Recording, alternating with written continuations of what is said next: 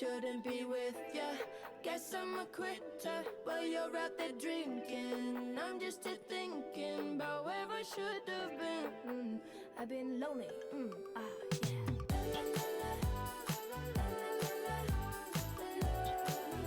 I'm a lonely chick.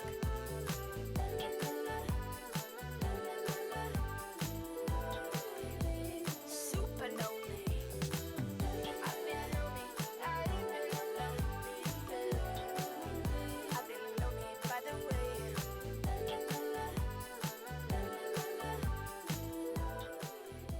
Ladies and gentlemen, the Midwest Technology Summit will begin in 5 minutes. Once again, the Midwest Technology Summit will begin in 5 minutes. Oh no, see you walking around like it's a funeral. Not so serious, girl, why those feet cold? We just getting started, don't you tiptoe, tiptoe. Waste time with the masterpiece, to waste time with the masterpiece. You should be rolling me, you should be rolling me. You're a real life fantasy, you're a real life fantasy. But you're moving so carefully, let's start living dangerously. Talk to me, baby. I'm going up on this sweet, sweet baby. Whoa. Let's lose our minds and go crazy, crazy. Ay, ay, ay, ay, ay. Keep on hoping we'll be cake by the ocean. Walk for me, baby. I'll be pretty, you'll be Naomi. Whoa. Let's lose our minds and go crazy, crazy. Ay, ay, ay, ay, ay. Keep on hoping we'll be cake by the ocean. Hot damn. See you licking frosting from your own hands. Want another taste? I'm begging, yes, ma'am. I'm tired of all this candy on the dry land, dry land. Oh, waste time with the masterpiece, to waste time with the masterpiece. You should be rolling me, you should be rolling me. You're a real life fantasy, you're a real life fantasy. But you're moving so carefully, let's start living dangerously. Talk to me, baby. I'm rolling up on this sweet, sweet baby. Whoa. Let's lose our minds and go crazy, crazy. Ay, ay, ay, ay, ay. Keep on hoping we'll be cake by the ocean. Walk for me, baby. Walk for me now. I'll be pretty, you'll be Naomi. Whoa. Let's lose our minds and go crazy, crazy. Ay, ay, ay, ay, ay. Keep on hoping we'll be cake by the ocean. Ay, ay, ay, ay, ay. Keep on hoping we'll be cake by the ocean. Ay, ay, ay, ay, ay. Keep on hoping we'll be cake by the ocean. Hey, so delicious. Talk to me, girl. Talk to me, baby. I'm rolling up on this sweet, sweet baby. Whoa. Let's lose our minds and go crazy, crazy. Ay, ay, ay, ay, ay. Keep on hoping we'll be cake by the ocean. Walk for me, baby.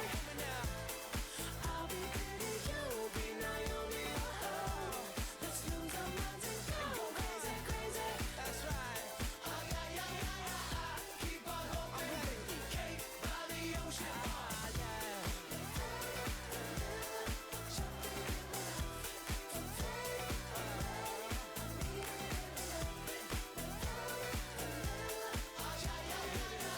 Keep on hoping we'll be cake by the ocean.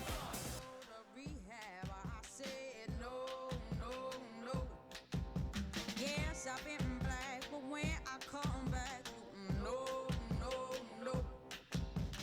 I ain't got the time, and if my daddy thinks I'm fine, just try to make me go. Ladies and gentlemen, the Midwest Technology Summit will begin in 1 minute. Please take your seats. Once again, the Midwest Technology Summit will begin in 1 minute. Please take your seats. Thank you. I ain't got 70 days. 'Cause there's nothing you can teach me.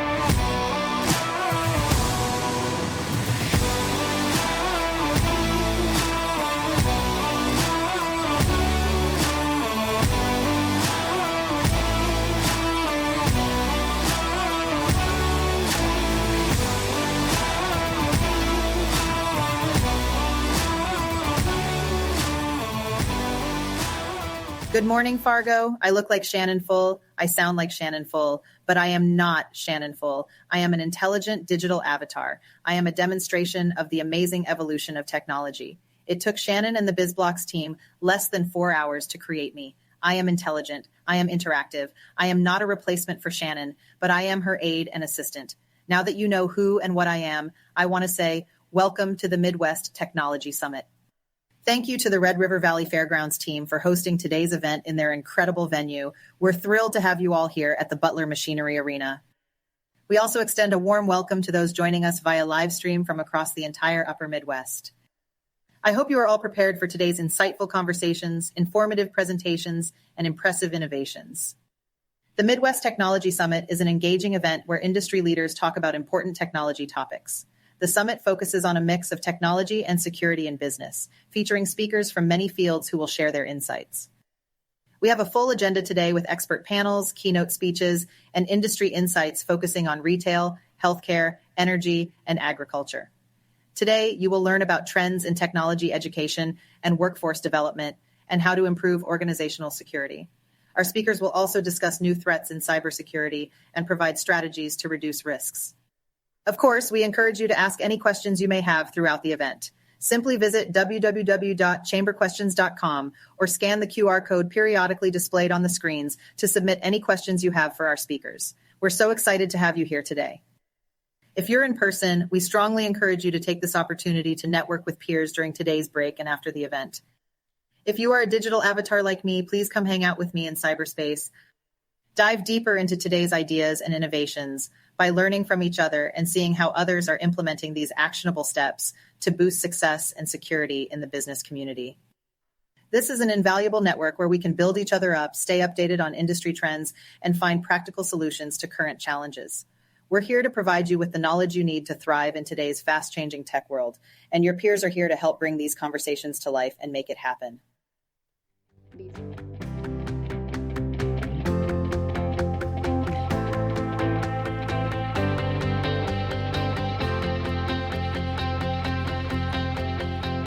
Well, good morning, everyone.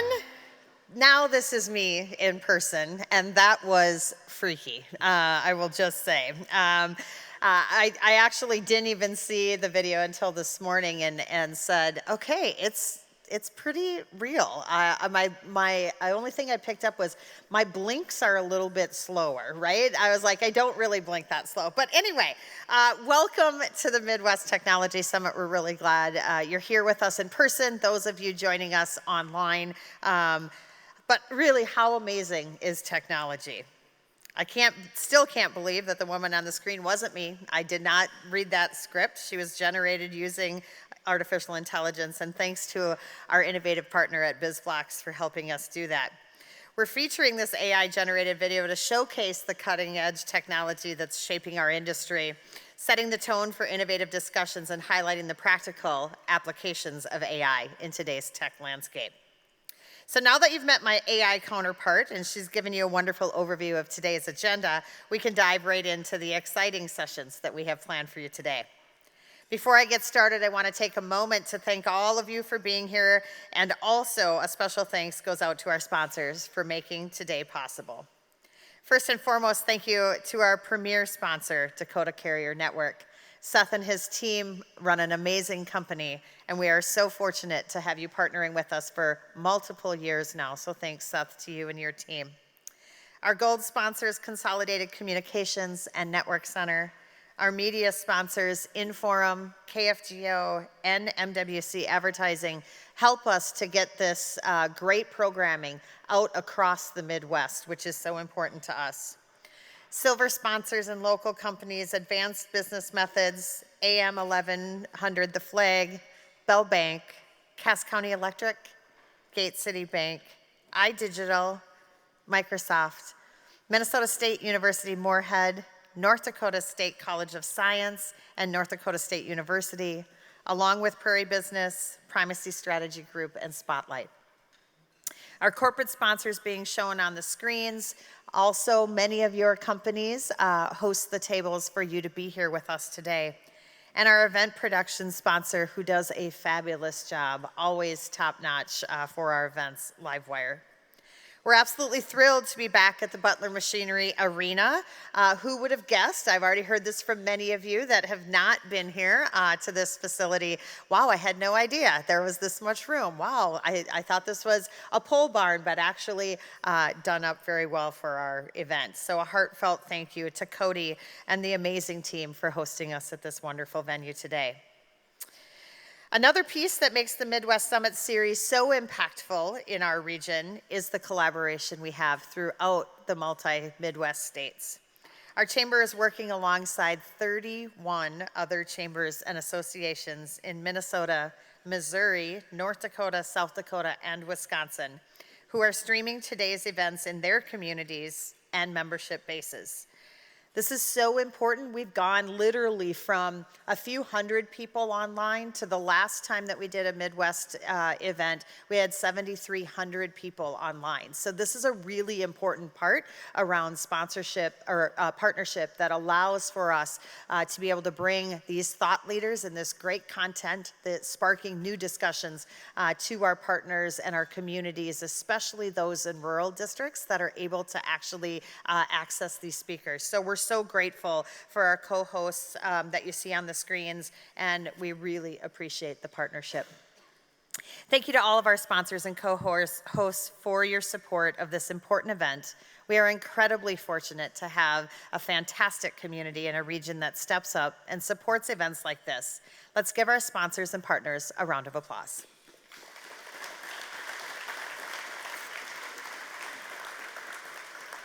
All right, now let's get the action going. To kick off today's events, we're diving into a topic that is at the heart of our mission here at the Chamber: workforce and education. These elements are crucial not only for the growth of our local economy, but for fostering innovation and creating opportunities for everyone in our community. As a reminder, if you have any questions at all for this morning's panel or any of the speakers today, please submit them by scanning that nice, easy, convenient QR code on your table or searching www.chamberquestions.com in your web browser. We really do want this to be as interactive as possible, so take the time to submit a question. Our first panel this morning will provide valuable insights and perspectives on how we can continue to strengthen our workforce and educational initiatives.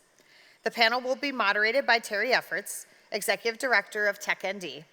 Terry is a native North Dakotan with a law degree and transportation law certificate from the University of North Dakota, where she focused her studies on UAS regulations and policymaking. In addition to being a principal consultant at Integrity Public Affairs, she owns Efforts Executive Search Management and Efforts Law.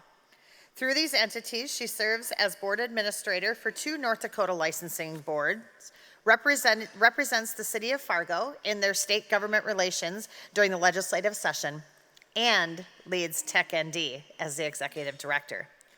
Terry brings a unique and well-rounded perspective to her work from years of working with government agencies, infrastructure, transportation, and technology companies. She also, on a side note, is another ginger, so get ready for another redhead to be on the stage. Please join me in welcoming today's panel.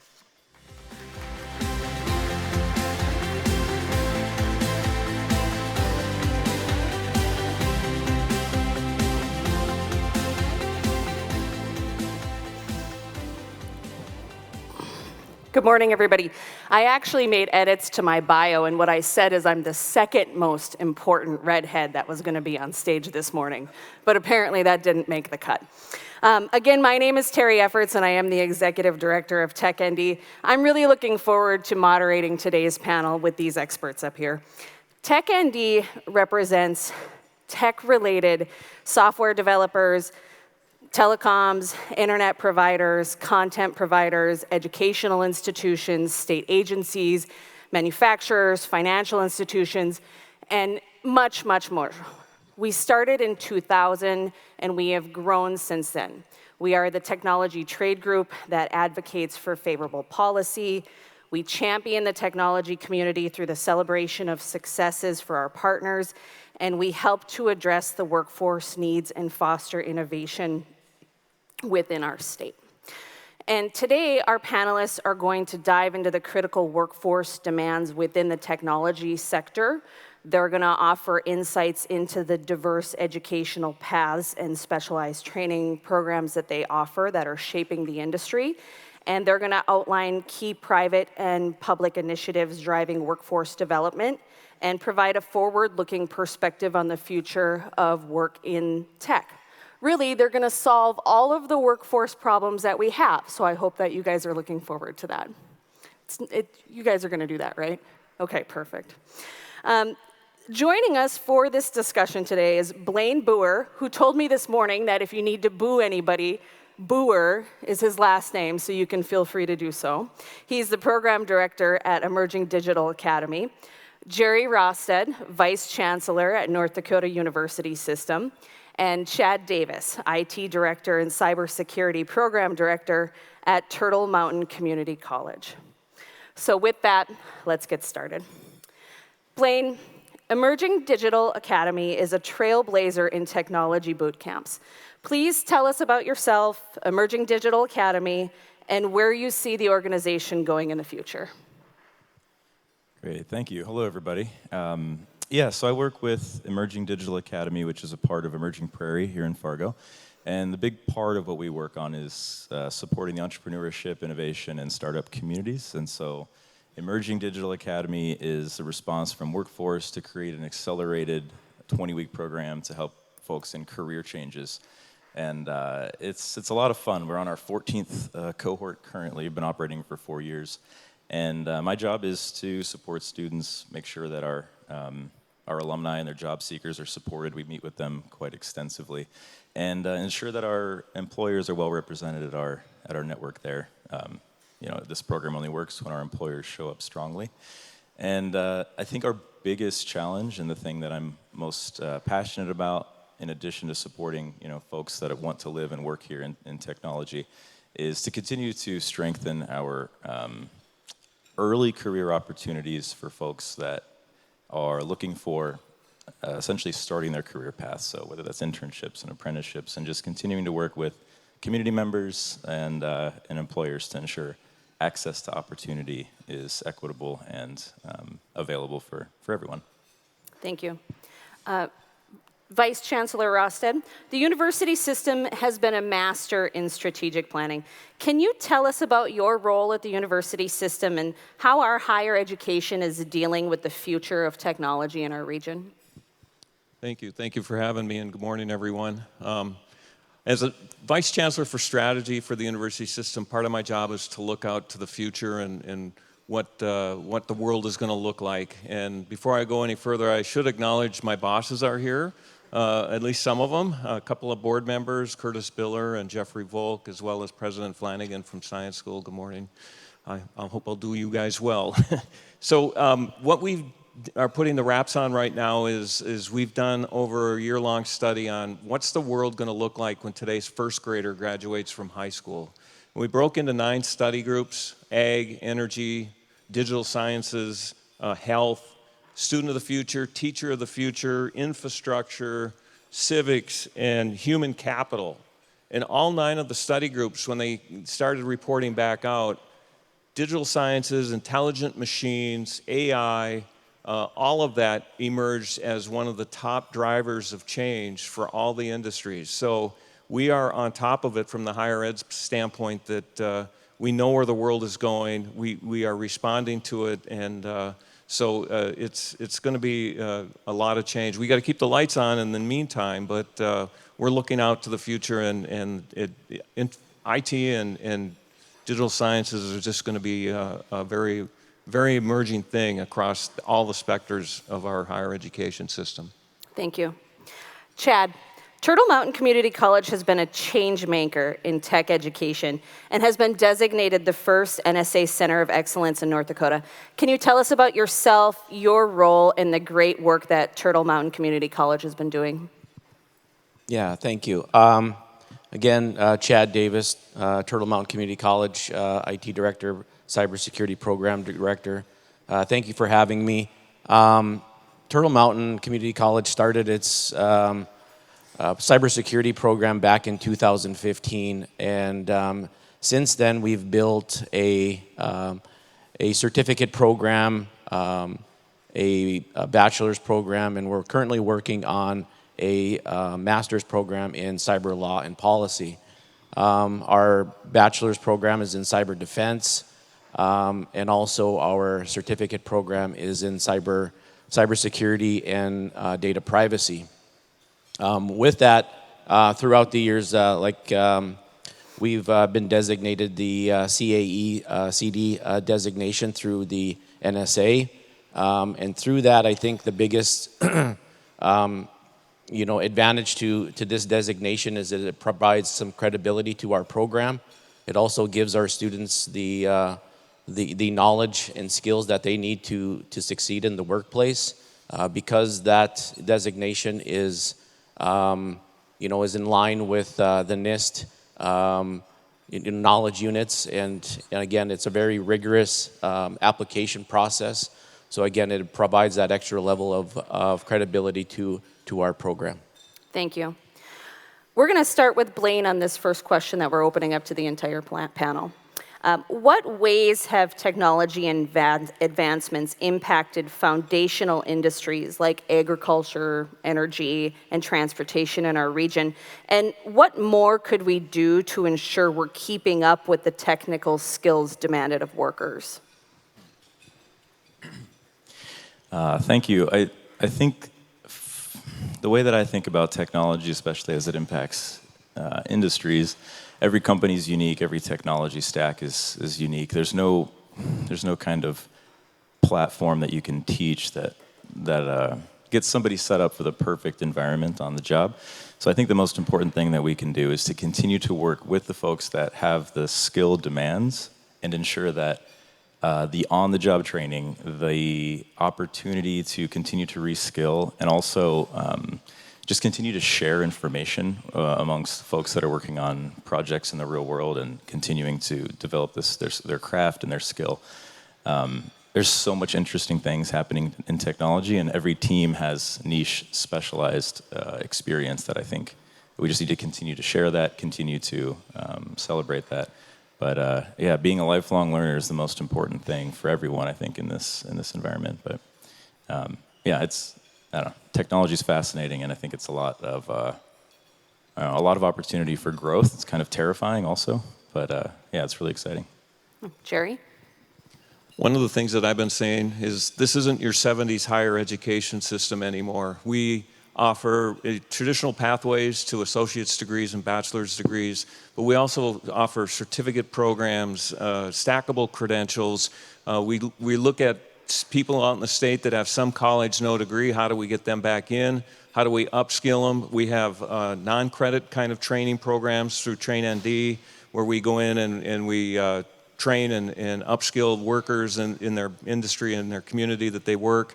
How do we reach students that don't live geographically next to an institution across the state? How do we outreach to them? So there's a lot of different things that we're doing in higher ed to try and meet the various demands that are required to upskill our workforce.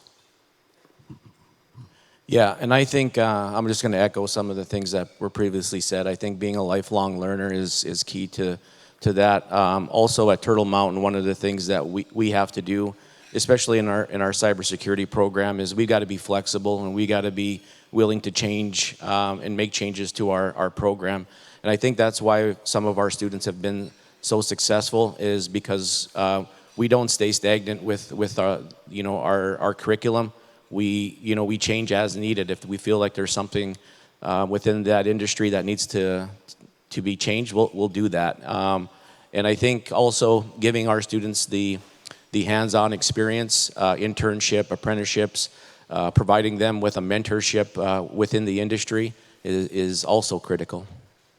Thank you. Healthcare and manufacturing are two rapidly growing fields with high rates of technological advancements. Jerry, what are the university institutions of education doing to promote these as career paths for students? And what more should we be doing as a community? And then opening it up to the other panelists after Jerry has a response here. The legislature funded a program in 2019 called Career Builders, And Career Builders is a scholarship grant match kind of situation that focuses on high demand work needs in the state. So there's two paths to it. If you want to be a student and you want to go back and you want to get a job in a high demand career area, you can get a scholarship and companies will match dollar for dollar. It's been a very successful program. We've graduated over 500 students in the program over the past couple of years, and they go on and work in the field of a high demand, and there's a lot of healthcare in there, a lot of manufacturing. The other piece is if somebody might be in the workforce already that has student loans, Career Builders will grant dollar match for that as well to try and pay down those loans so students can then have financial capabilities to buy houses and start a family and those kind of things. So we're responding to some of the workforce needs through Career Builders, and I think that's a good program.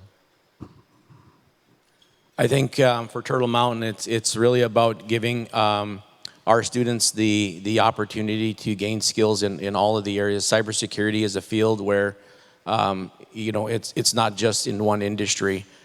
So I think for us, we're really making sure that we touch on each one of these areas. And one of the areas that are one of the reasons why we're looking into the Masters of Cyber Law and Policy was because of that. Every organization, every institution needs policy, and again, cyber is just growing in that area, and health fields are included. So. Our students find themselves working in a variety of industries, so we don't do a lot of things specific to manufacturing and healthcare in our accelerated program. However, I did want to touch on the Career Builders program that you mentioned, because that is a fascinating and very impactful program. A lot of what we do, being outside their traditional educational system, is we kind of invent our own models and then work with the state to then figure out what resources are available. And we've had several students use Career Builders, which is focused on these high in-demand programs. But that's been great because we've had employers that have helped subsidize their own employees to come back through our program and then hire them after the program. We've had anonymous donors that have wanted to see underrepresented folks in technology, and then we can match that through Career Builders to double the impact.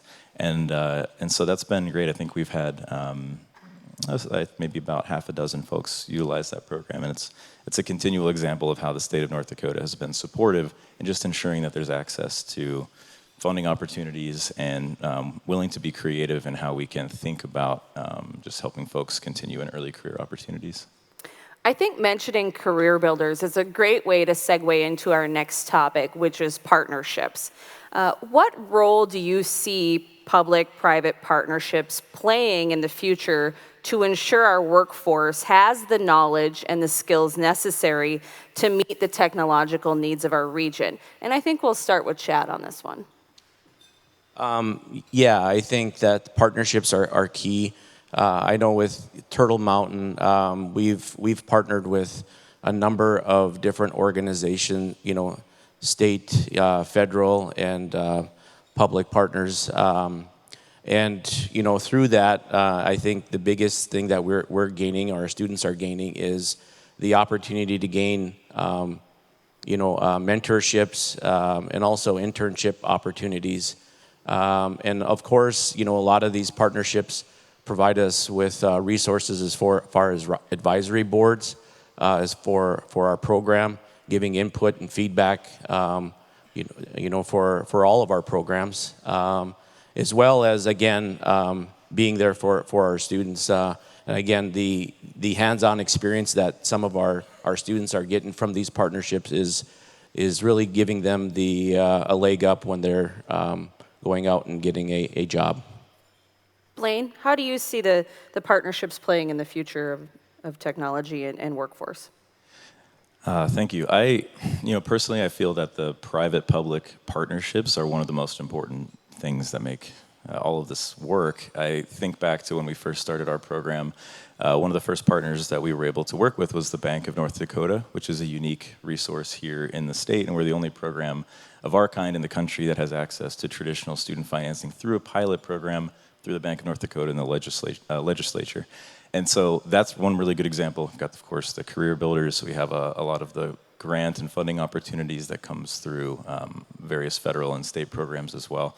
And so I believe that, what are we really doing if not helping folks gain access to opportunity? I mean, it's I think a really important part of just being an active citizen, being part of the modern economy, and reducing the risk of students who want to change careers or who just want to upskill their skill sets is always a great investment. And likewise, reducing the risk of employers who are looking to hire folks, take a bet on students, take a bet on early career folks. Hiring is always risky, especially early career, because you're not quite sure always. Folks, you're usually investing in potential versus experience. And so I think these relationships, these partnerships help reduce the risk all around, and I think it's absolutely crucial for continuing to stay focused on the future, on workforce, and just on ensuring that folks that are living and working here have the most access to opportunity. Anything to add on this one, Jerry? Yeah, we do a lot of partnerships. Down at Science School, for instance, students will show up to a program area and they'll have a job waiting for them because we have partnerships with industry, whether it's Case or John Deere or any of the other egg manufacturers. So those play a critical role. Those students are already lined up to get a job when they get their degree.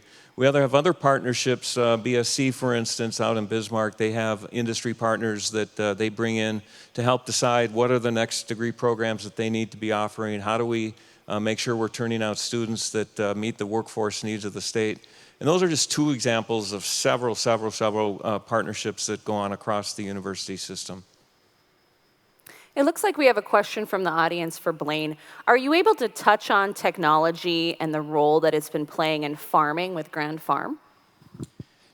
Sure, thank you. So I'm part of the Emerging Digital Academy program, which is under Emerging Prairie, and our other two divisions, Grand Farm, and then our startup and entrepreneurial ecosystem support. So this is a question about our other division, Grand Farm. And so, yeah, Grand Farm, of course, the whole goal there is to create a neutral platform for innovation and for folks to collaborate and to create opportunity for experimentation, connections to startups and all of that. And so technology, of course, is a huge role there. And I think, at least as far as the question, which was about the technology as it relates to Grand Farm. The thing about any kind of, I think, innovative startup, corporate, so small company, mid-size, larger. The thing about the technology and the processes there is there's oftentimes a pretty niche and specialized skill set that's needed.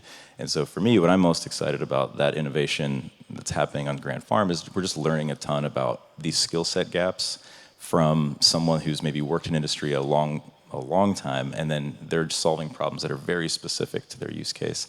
And then often that can be generalized across other businesses, other projects. It's amazing to me how you might have a specialization in one area and then you talk to somebody in an unrelated field and you realize these are very related problems.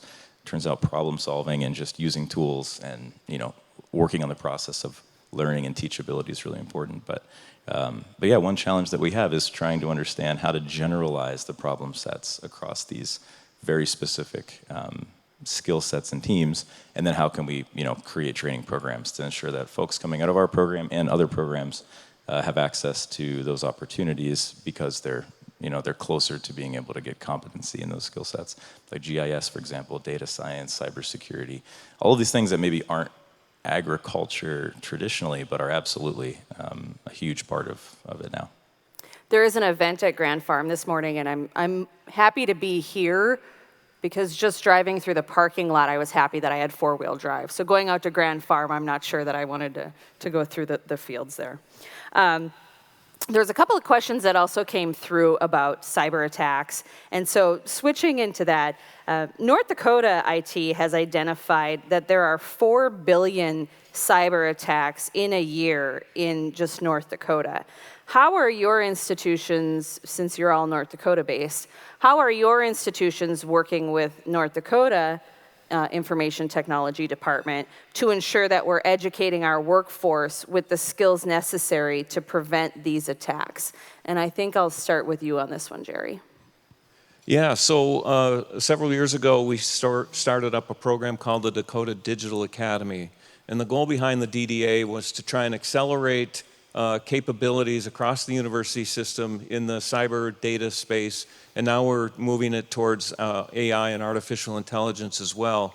But you get beyond the two main research institutions of NDSU and UND, and it's hard to find faculty that can fill a classroom at our smaller institutions. So the part of the Dakota Digital Academy was to work toward how do we coalesce and collaborate across institutions to fill the classrooms and get more students trained in that area.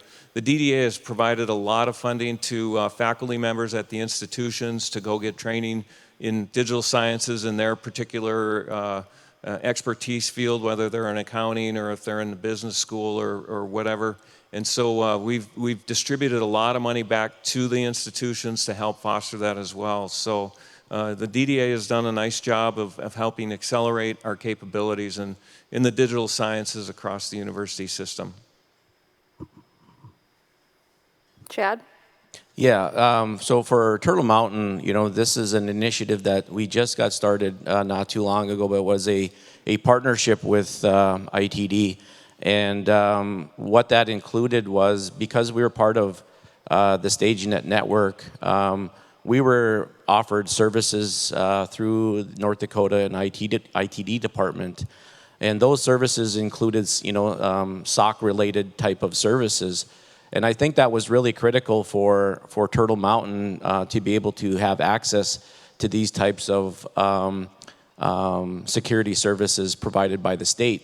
Again, with a limited, staff and faculty within our department, it's really hard for us to have that, some of those services readily available. So having those things available to us really helped us out, and it also provided our students with some experience with some of the tools and technologies that the state of North Dakota is using, such as Palo Alto and some of the things that they use.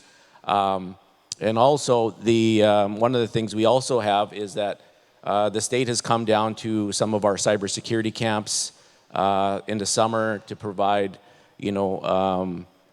speaker information and things like that. So that partnership is really growing between Turtle Mountain and the state. Blaine, anything to add on that one? I'll just keep it brief on my response. I think, so we don't specifically teach cybersecurity, although we have evaluated running a program. We've found there are a lot of excellent programs here in the state, so that's been really great to just support there. I think the biggest benefit that our students get from the current state of industry is we run a pretty robust mentorship network that meets with our students every week and continues past graduation. We host events and platforms for folks to talk about their work. So our students get direct experience. Like sometimes a couple weeks ago, a mentorship meeting had to get moved because people were dealing with some, like live real-time things on the site, and our students gain benefit from getting the post-mortem on those and understanding kind of what happened there. And otherwise, for our web development systems, we spend a lot of time talking about best practices. Don't try to reinvent security. Make sure that the systems that you're working with are up to date. And fortunately, there are a lot of great tools that, as long as you're following the best practices and going from there, you have a pretty good shot at staying safe. Thank you. If I could just jump Absolutely. in on that, Terry. One of the things Chad mentioned StageNet, and StageNet is a statewide technology that all the network that all of the government and higher ed, K-12, we all use the same network across the system. And it was a beautiful design back in the late 90s when that rolled out. We buy our services from DCN. I know there's a couple of people from DCN here. But the thing of it is that's so important, that's so vital, is because we have a single network, we're able to scale up our cybersecurity capabilities. Instead of having individual networks at various campuses, various government agencies, we have a more unified aggressive cyber capability to ward off attacks because of scale. And that's been paying dividends for the entire state of North Dakota and the taxpayers as well. I don't know if he meant to do it, but that was a really nice plug for our premier sponsor, DCN. So that was really good, Jerry. I like that. Let's switch now to talking about some new labor pools and how we can get people involved. Access to technology, internet, and educational resources is not allocated evenly, and this is notable in urban and rural areas. What strategies can employers and educational institutions use to provide workers with less access to the skills necessary to succeed in the workforce? And I think I'm going to start with Chad on this one. I think one of the challenges that we have at Turtle Mountain is just access to a number of funding. So we've been very fortunate, even from a cybersecurity program perspective, that we have partners like Microsoft, Google, and other grants that are out there that are related to cybersecurity that we're able to go after and help promote and give our students, scholarships and funding opportunities to grow our program. Because again, the cybersecurity program field is really challenging when it comes to finding faculty, curriculum, the hardware to employ at our institution. So again, it's really important to go after a lot of these funding opportunities, and Turtle Mountain has been relatively successful in getting those. Blaine? That's a good question. I think it's a challenge, certainly, to kind of figure out where all of the gaps are. And I would just say that I love all of the efforts that are being made in the state, especially when it comes to public programs to gain access to, whether it's hardware, whether it's connectivity. And I think looking at where you want your workforce to go, figuring out what populations of folks can become part of your workforce and what is needed to support them. I think, it's a lot of this work sometimes feels hands-on and direct, but I think that's where the most important work gets done. So I think getting into the community, getting out to the places where you see, talented folks that you want to have in your workforce, and just figuring out what programs are available and how to directly support them, whether it's through, local educational systems, whether it's through, community programs. But I'm very fortunate to live here in the state because it feels like there's a lot of good things happening in that way. Jerry, anything to add there? Yeah, so North Dakota was recently awarded a National Science Foundation grant called the FARMS grant. It stands for Food Systems Adapted for Resiliency and Maximize Security. That's a significant dollar that's going to come into the state to improve capabilities in the agriculture arena. And one of the key ingredients to the FARMS grant is that we're working across institutions and the tribal communities to incorporate work with the tribal college system as well. Piggybacking off of that, we've got a great question here about basically upskilling and how small and medium businesses that may not be aware of opportunities, or they may have limited resources, or don't have the time to research how to get their employees upskilled. How do you guys suggest that a small or medium-sized business research and help their employees become upskilled and take that next step in their education to upskill their workforce? And I'm going to start with you, Blaine. Sure. That's a great question. So our program is full-time. So certainly if you've got the opportunity to work with your employee to essentially give them a sabbatical so they can focus entirely on skill development, that's a great privilege to have, but not always something that's possible. I think that when it comes to upskilling, one thing that I'd love to see us work on a little bit more intentionally are the ideas of these micro certifications, which there's a lot of great work happening in this area, but I think we just need to do just a lot more work with thinking of, okay, maybe we can't do 5 months, but what is a series of smaller workshops, smaller in-person or virtual, direct and intensive education experiences that are, the whole point of it is to get folks that are working, that have objectives that they'd like to meet. Like, all right, I'm working in this area, but I understand that we have these data science challenges, and I can see through to the end on where I would like to go with that or what I'd like to accomplish. And so how can we continue to work together with workforce, educators, and kind of the state of the art of all of them? I mean, we have some amazing folks, amazing teams, amazing companies working on really hard problems in our area, in our community. So how can we just continue to share that information?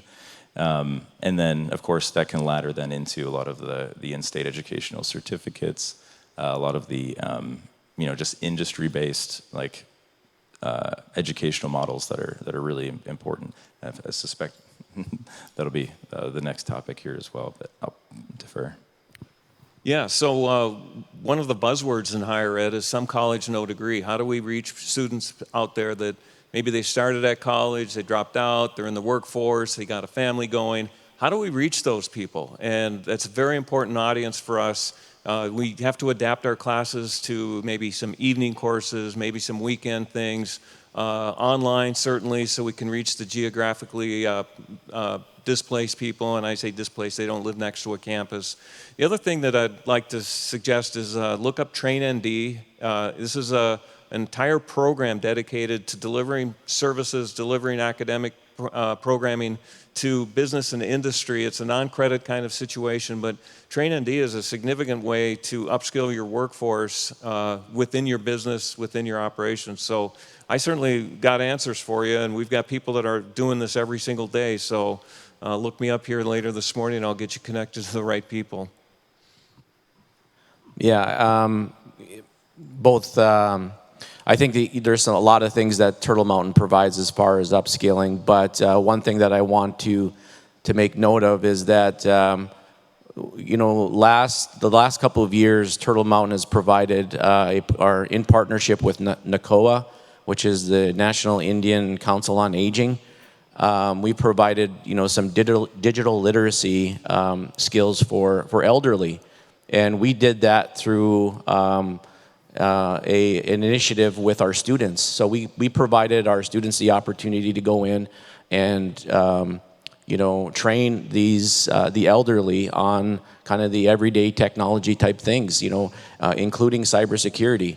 So many of the things that we have going on at Turtle Mountain, including some of our certificate program, certification programs, 2-year, 4-year, even master's degree level, we try to offer a opportunity for all students. But again, what's important for us at Turtle Mountain is that we're giving our students the opportunity to be successful as well and to provide those crucial training opportunities, such as to the elderly. Thank you. It looks like we've got time for a couple more questions here. Historically excluded populations often face barriers to upskilling and educational opportunities. How can your institutions and our community as a whole better engage and support these historically excluded populations to ensure access to upskilling and education to meet the region's workforce needs? Chad, would you like to start this one? Yeah, this is a really good question, and I think that, again, being from a tribal college, it is very challenging for our students to gain access to some of these jobs and that are out there, and so I think that it's important to again provide internships through some of our organizations, through some of our partnerships, and as well as mentorships. I really want to make note of that. But other than that, I think that's probably a key. I'll keep it short. Jerry?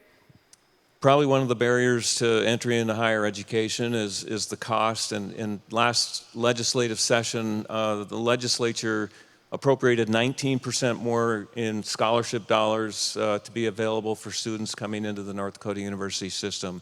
And so we definitely want to reach out to the underserved populations and bring them in. I know that there are concerted efforts being taken place to get those students at all our institutions.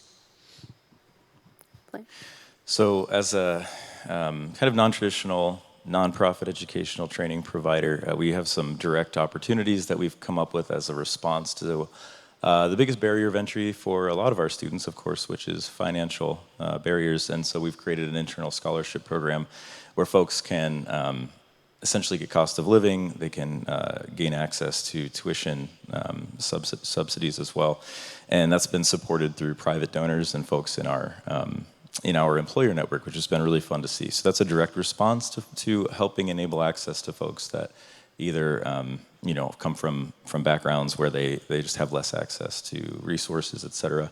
And the other thing that we do is our program's a little unique because it's full-time, it's 20 weeks, and so once that timer gets going, it's off to the races, and it's an acceleration. And so for folks that are applying, it's a pretty rigorous admissions process. And as we discover folks that want to see a career in technology, but maybe they need a little bit more work on the prerequisites, we provide them with resources to continue to strengthen that.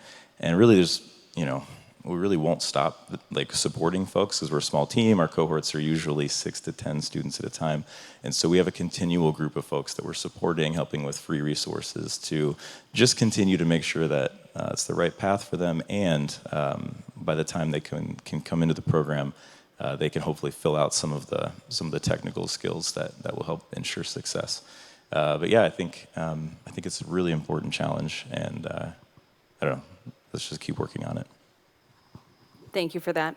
Well, that is the time that we have for our panel this morning. I want to thank all of you for being here, and thank you again to our panelists.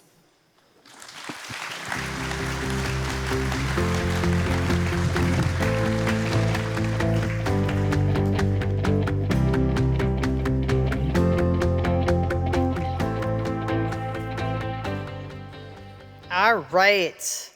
Well, that was a fantastic panel and a conversation that we have a lot in, at least within the chamber, and a lot with our companies about that importance and that intersection of education and what's happening as education continues to evolve. And so it's truly inspiring when we bring together diverse perspectives from across industries to tackle topics that impact us in various ways.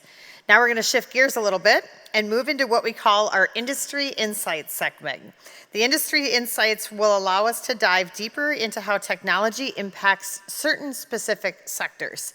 Over the next few segments, we'll explore 8-minute presentations similar to the TED Talk styles that provide a more detailed look into the data and trends shaping retail, energy, healthcare, and agriculture.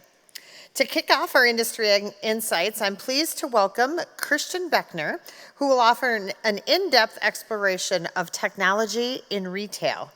Please join me in welcoming Vice President of the Retail Technology and Cybersecurity at the National Retail Federation, Christian Beckner, to the stage.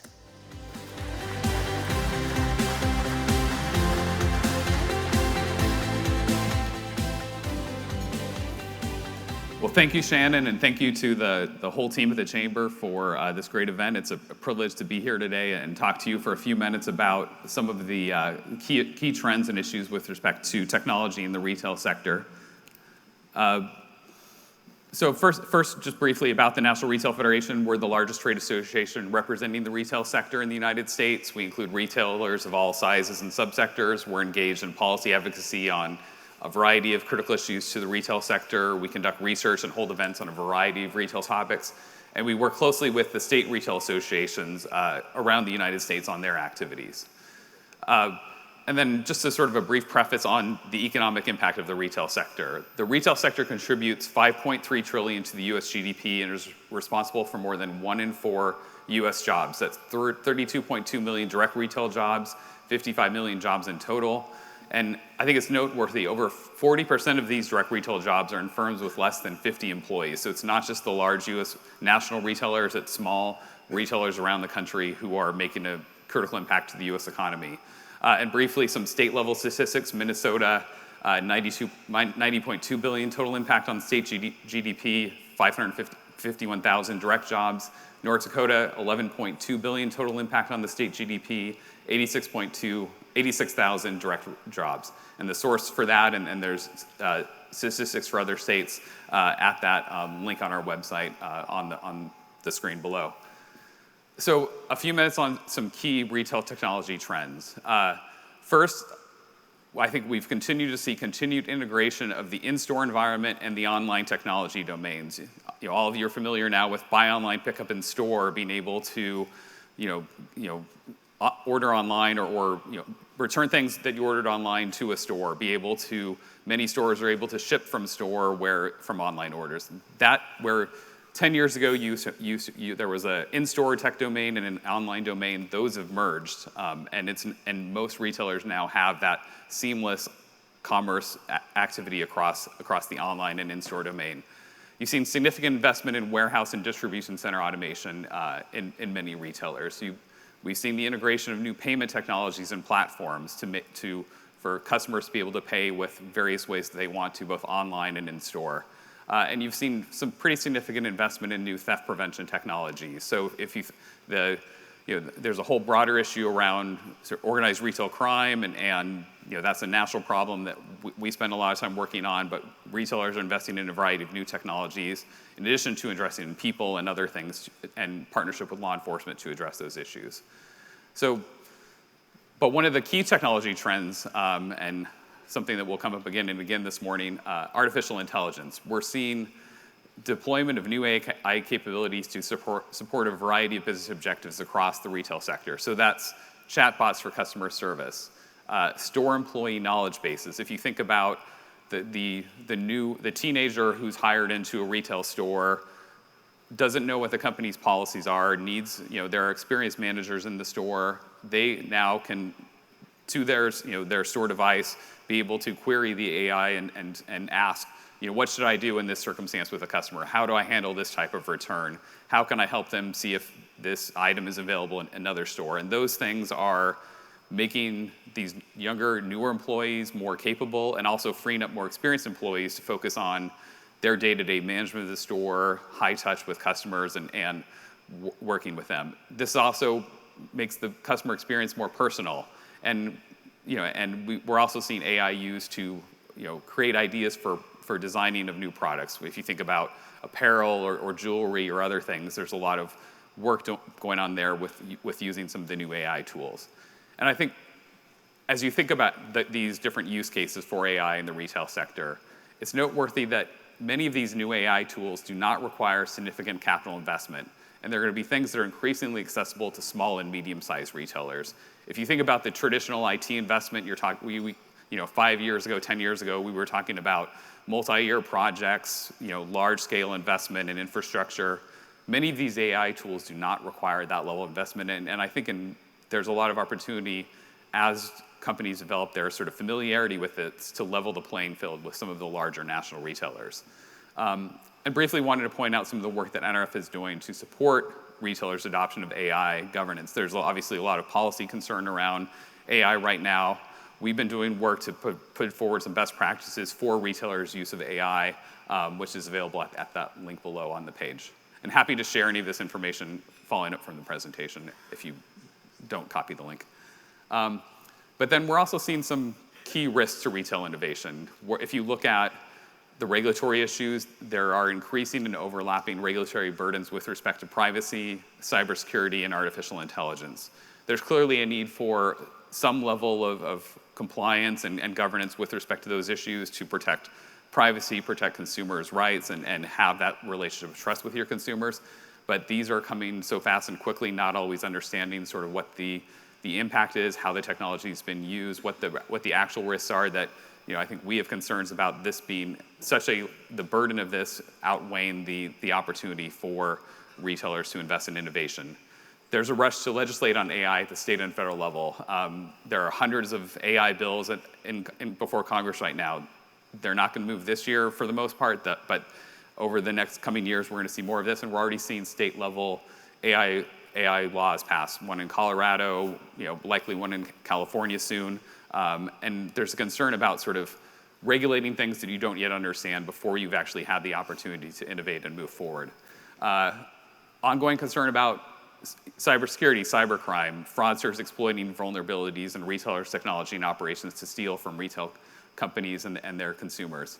I know we're going to hear more about cybersecurity later, but this is another issue where retailers have made some significant investments to be able to work on better protecting themselves, protecting their employees, and making sure that information isn't stolen. And I think another key risk to retail innovation is just the challenge of if you think about the retail sector, it's traditionally a low margin business, high revenue in many cases, but low profit margins. So your ability to be able to make that investment and either to support regulatory concerns or to just stay ahead of your competitors, that's often a challenge. It's a trade-off between payroll and other costs that you bear as a company and trying to balance that too.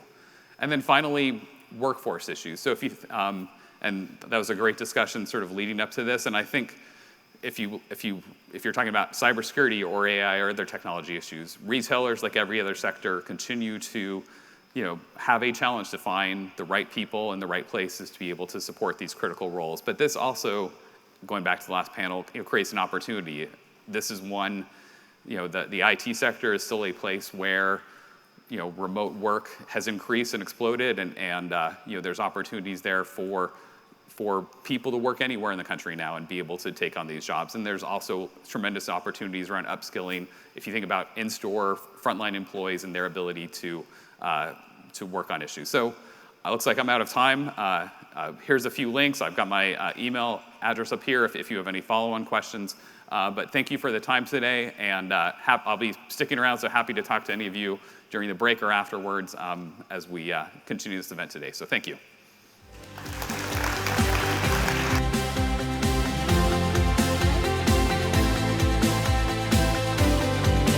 Ladies and gentlemen, please welcome to the stage Jeff Biuli, Director of Operational Security at ONEOK.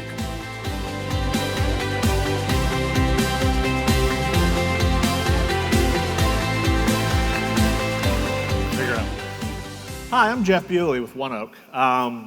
I pretty much focus on a daily basis on keeping people from foreign countries from trying to operate America's critical infrastructure. For anybody that doesn't know ONEOK, we are a leading midstream energy company, which is a super fancy way of saying we're a big pipeline company. And by big, I mean we have, last I saw, approximately 50,000 miles of pipeline across North America, including quite a bit here in the great state of North Dakota. I wanted to talk today about kind of give everybody a window into what it's like to try to architect solutions to protect critical infrastructure and a lot of the threats that we have to deal with. To start out, let me just talk about what critical infrastructure is, because we hear that thrown around a lot. You'll find a million definitions. Here's what I think of it as. It's the core services that we as Americans need to live the life that we do. It's the little luxuries in life, like clean, safe drinking water at home out of my faucet, electricity, natural gas to provide heat. It's banking, it's communication, it's a whole lot of sectors. So who would want to mess that kind of thing up? It seems like everybody needs that. I can't understand why somebody would want to mess with that. Well, there's a couple of different threat models that we focus on. I'm not really going to talk a lot about the criminal one, but I'll address it right now. One of the main types of attacks in terms of frequency that occurs, everybody's aware, are things like ransomware attacks. Those are mostly criminal in nature. It's a guy trying to get $1. It's pretty simple to understand motive in those scenarios. They find something that's of value. They figure out a way to mess it up. They say, give us a bunch of money and we'll unmess it up. It's a pretty straightforward business model for them, right? So that, in terms of frequency, always a concern for everybody.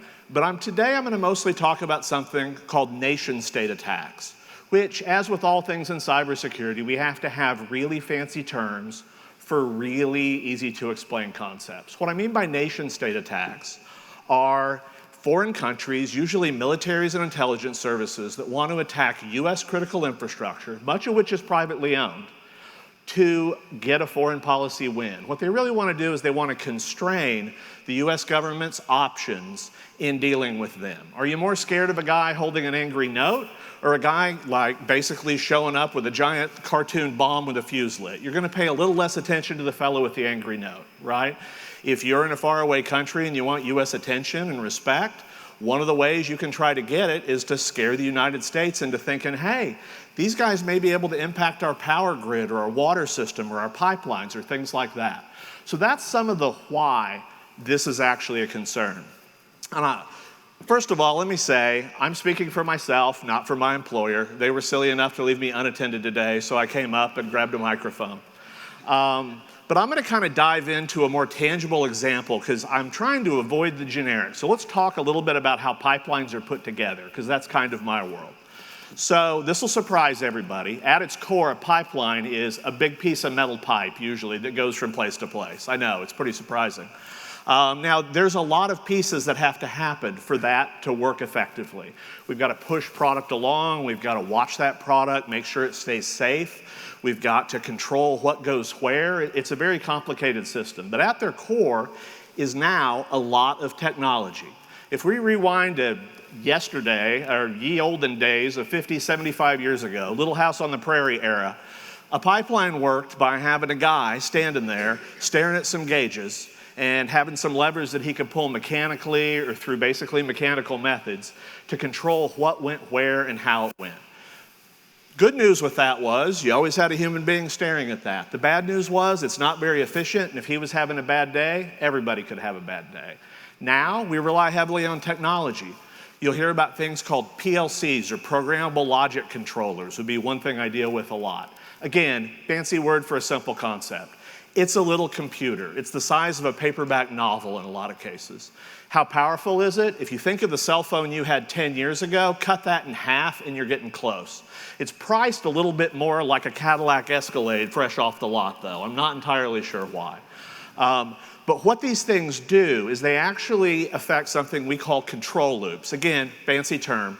Let me give it to you in really simple terms everybody can grab. Think of how if we were going to build ourselves like a cruise control for an automobile, right? We want to say, let's make sure we always go 60 miles an hour. So we need an input, which would be our speedometer. And then we need some way, an output, something that can adjust the rate of speed. So we're going to use like our accelerator, right? So what we do is we watch the speedometer in a program and we're like, man, if it ever gets up to 62, let's let off the accelerator. If we drop to 58, let's give it a little bit more gas. And what we get is basically a fluctuation. So that, at its core, is how a control loop works. In every function, in almost every bit of critical infrastructure, whether pipeline, electricity, water processing, chemical processing, all boils down to this basic concept in that same little paperback-sized computer. So what happens is we tune those loops to where instead of having big sweeps, they look a lot like a line. And then we can add other stuff. We can say, man, if this bad thing happens, here's how we want this to behave. So that gives us the ability to automate a lot of our operations, and we can be a lot more efficient. More importantly, we can be a lot more safe with systems like that. Now let's go back to remembering what happens if our dear friends from foreign countries start adjusting those values. Really bad things, right? So that's a lot of what we focus on, is trying to keep those systems very, very far from the people who want to do bad things to them, and also try to manage the risk around that.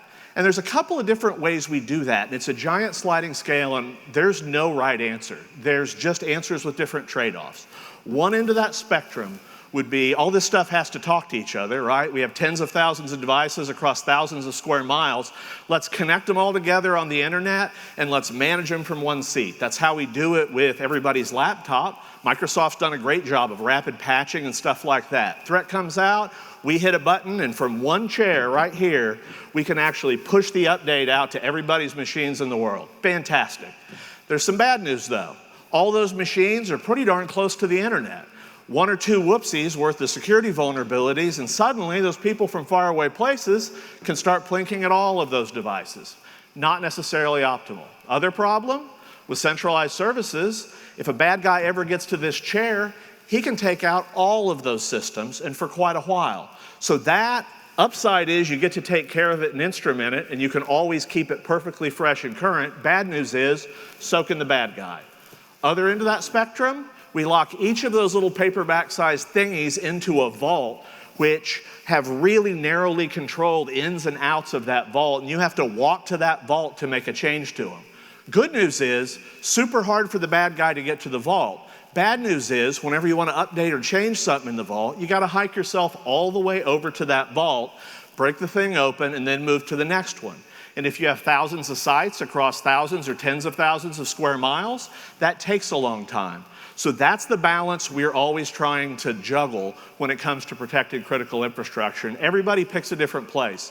There's not necessarily a right answer or a wrong answer, but it's all trade-offs that we play with. I think I'm right at time, but I really do appreciate everybody listening to me today. Thank you. I appreciate it.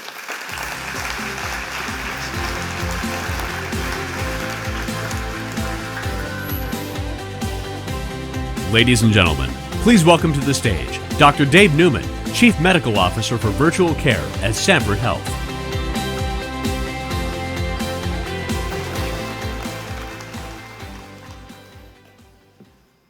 All right, thanks for having me today, guys. I'm Dave Newman. I am an endocrinologist based in Fargo and kind of the chief doctor tech bro for Sanford Health.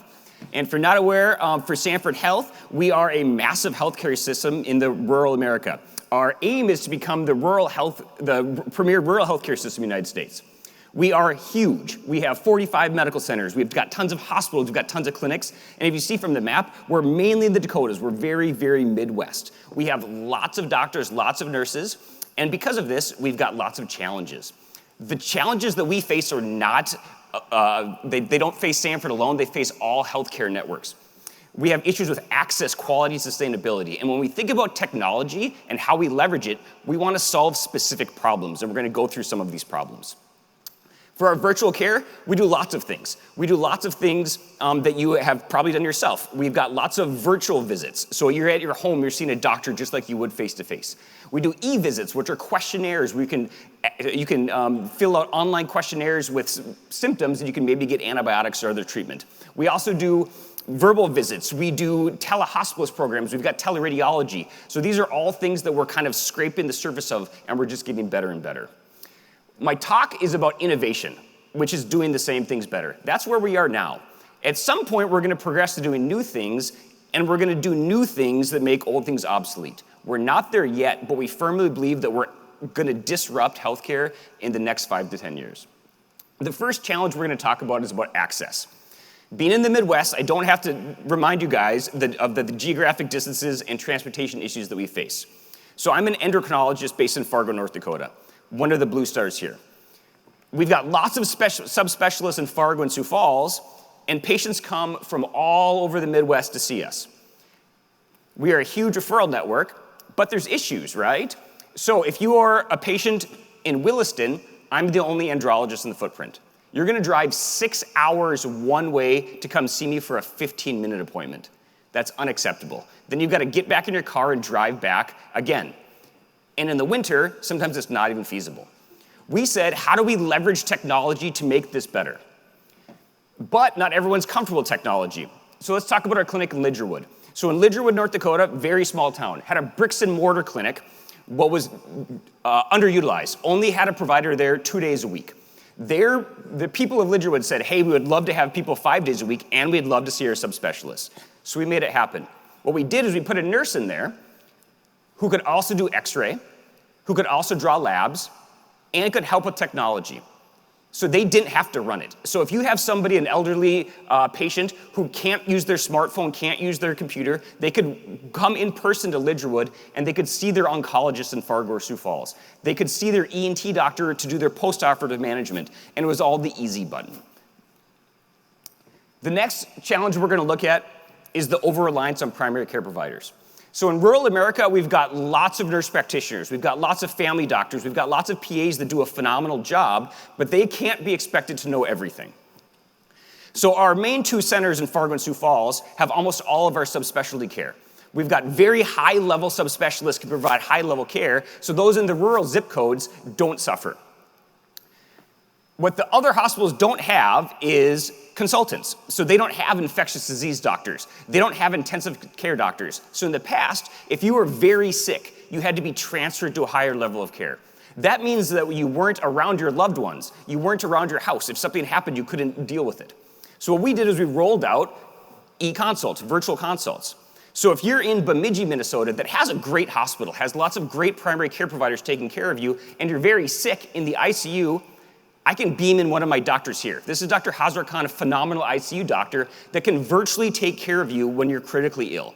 They can put in orders, they can talk with your patients, or they can talk with your loved ones, and they can see you. And if you need to be transferred, if you need to be airlifted or brought to Fargo for a reason, he's the doctor you're gonna see. It's a familiar face, and you're not being disrupted from that. The last challenge we're gonna talk about is sustainability. So everyone's been talking about workforce shortages and expensive solutions. One thing about technology is it's often very, very expensive, and at Sanford, we're dedicated to making things less expensive. So in Hillsboro, we have a critical access hospital. We did not bring in a Waffle House, but everyone knows Waffle Houses are open 24 hours. One of the problems with critical access hospitals is they don't have services for 24 hours a day, like pharmacy. So for Hillsborough, if you were admitted there, sometimes you couldn't get your first dose of a medication for 24 hours until a pharmacist verified it. What we did is we leveraged technology for our virtual pharmacy program. We tapped into an underutilized pharmacist in Fargo to be a virtual pharmacist in Hillsborough. So they can supervise the first dose of medications, and patients don't need to wait in order to get the care that they need. Okay, so disruption. How are we going to disrupt going forward? This is pretty amazing. So this is our virtual care center that's going to be built in a couple months. It's going to be finished in a couple months. This is going to be our central hub for digital health in the Midwest. It is a hospital that is going to house our virtual team, and it's also going to have 3 other areas. It's going to have an education institute where we're going to teach young and old doctors alike webside manner. You've maybe heard about bedside manner, but a lot of them don't know how to provide virtual care, so we're going to provide webside manner. We're going to teach our residents using virtual technology how to do surgeries before they can get in. We're going to be doing lots of things that is going to be on the forefront of digital education. We're going to have a patient and family experience lab. So it's going to be a room that's set up like a family room or a bedroom where we study how they receive care in their home. So instead of just studying the doctor that provides the care, we're going to study how the patient gets it and how we can optimize it for them. We're also going to have 3 accelerator spaces where we team up with technology. So everybody in the room has phenomenal ideas. There's startups, there's big companies that want to make healthcare better, but they don't know how. They don't have access to the operations team. They don't have access to patient data. We want to partner. We want to hear your ideas and share space in our new virtual care center. So another thing I'd like to talk about is who is we disrupting? So we kind of talked about the disruption of the actual technology, but we also need to disrupt the way people think. So often in North Dakota and other places, we compare virtual care to in-person care. And I think we need to change our way of thought. So the slide that I put up before that was about the patient in Williston, oftentimes it's either virtual care or no care at all. So when we're looking at outcomes, we need to think about what's better, zero care or virtual care. So that's all I got for you guys today. I'll stick around for a little bit afterwards, but I appreciate you listening.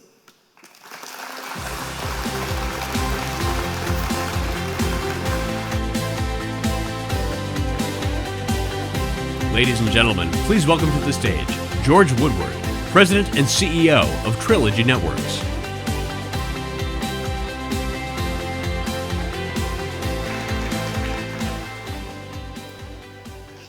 Hello, as the voice said, George Woodward, President and CEO of Trilogy Networks. I'm here today to talk about digital agriculture, but I'm going to kind of pivot a little bit and dovetail on some of the references to cybersecurity. So I'll sort of weave that in, and then we'll move on to digital agriculture.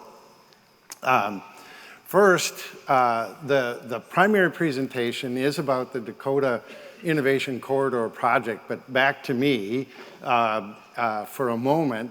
I've spent about 30 years in rural communications, my entire career in tech.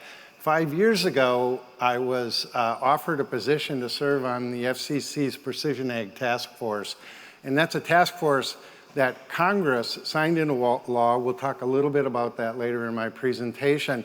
But the essential premise for the Digital Agriculture Task Force was to come up with technology solutions that'll double the amount of food so that we can avoid famine on a global basis. So I'll get into that.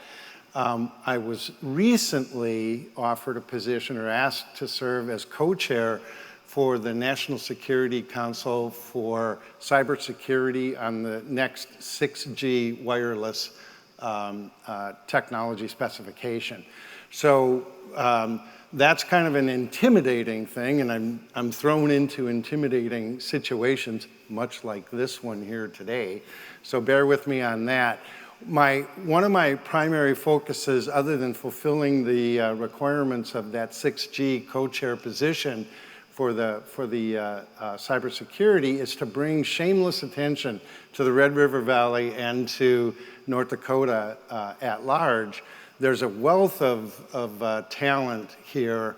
I moved here a year ago for many, many, many reasons, and this is a mecca of innovation, talent, not just in ag, but I'm finding out just recently, very much so in cybersecurity.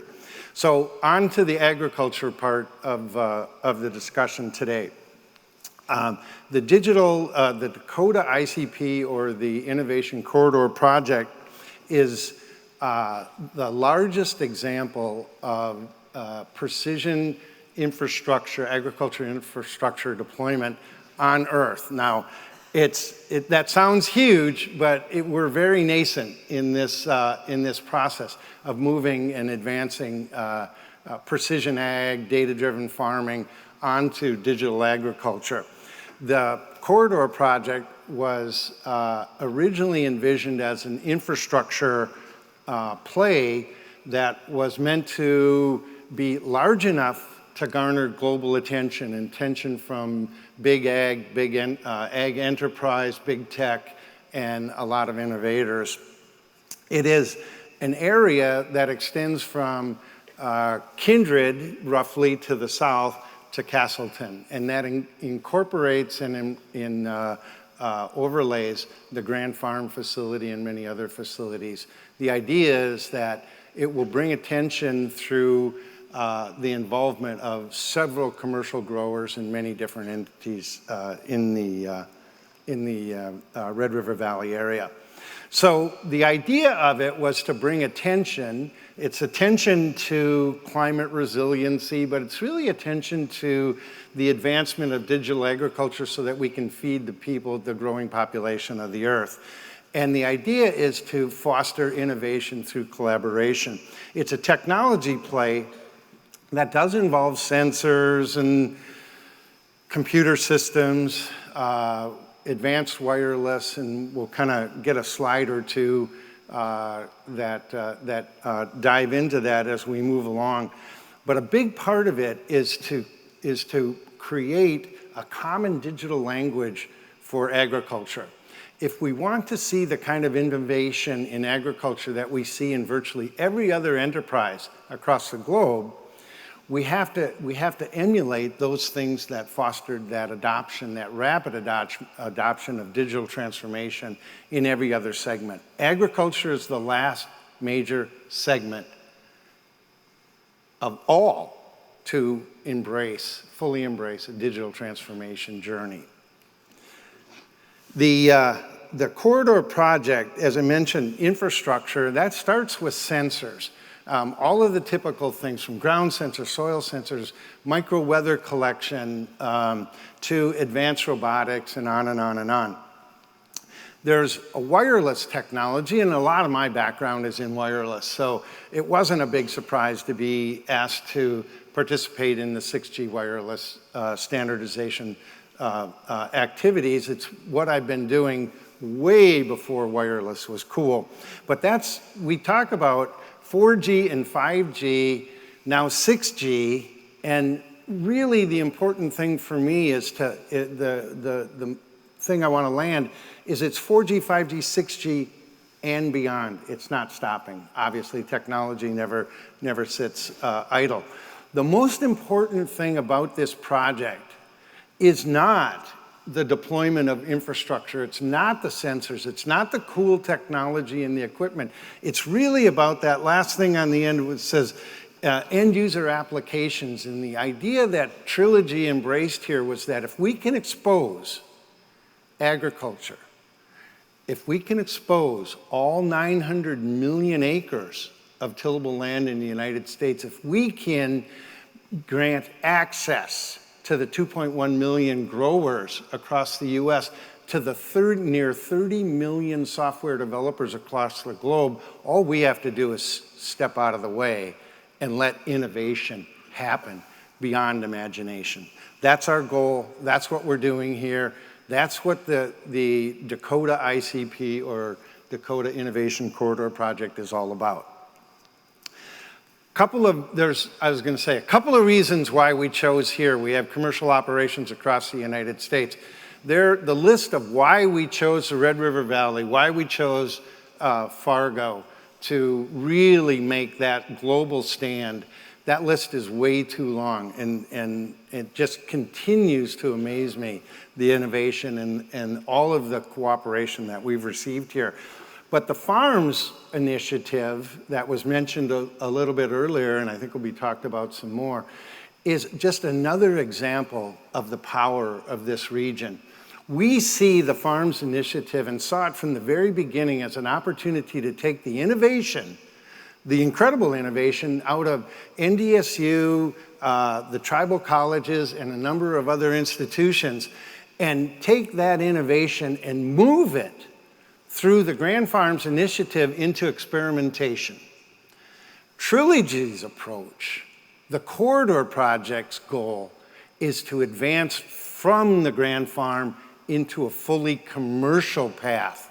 Because innovation is cool, experimentation is necessary, commercialization is the lifeblood that'll drive adoption.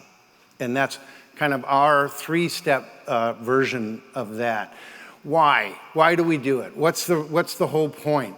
The growers have to get something out of this. In fact, they have to get a lot out of this. When Congress called for the formalization of the Precision Ag Task Force, they put in a number of very specific requirements, and one of them was to come up with solutions that'll double crop yields, double. When you talk to growers, when I originally got involved in this, of course I didn't know anything about agriculture, and I'm only learning as we go, but to get a 5% improvement would be cool. To get a 10% is almost dreamland. Beyond that, it's very, very, very difficult. As we've moved forward in this, we've come to accept that we can see a path to a 50% increase, and we can see a path to that well ahead of 2050. But a number of things have to be put in place. And again, that's why we're here, and that's what we're focused on. What do the growers get if you double yields? You know, they said there'd be no math this morning, but I'm thinking double yields mean they make twice as much money. There is a lot of quality of life, lowering of costs, but in the end, all of these digital solutions, all of this innovation for growers is really about creating decision support systems. I mentioned other enterprises have adopted the digital transformation journey, agriculture being the last one. The idea here is to emulate all of that and present growers with business decision support tools that'll help them do what they already know how to do really, really well, best in the world. It just allows them the confidence to have a greater insight to the decisions that they have to make on a daily basis. Kind of running out of time. I'll go on to, let's see, punchline, the congressional mandate. We're in process. This is a global initiative. We've only got 26 crop cycles to figure it out, and we're here to do just exactly that. Thank you very much.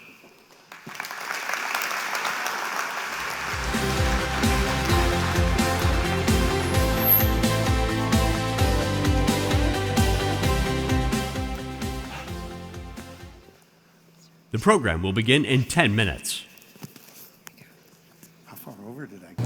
Hi, I'm Jenna Mueller. I'm with the Fargo-Moorhead West Fargo Chamber of Commerce, and I serve as its foundation's executive director. We're announcing an exciting part of our Good Jobs Challenge award that was issued to us in August of 2021.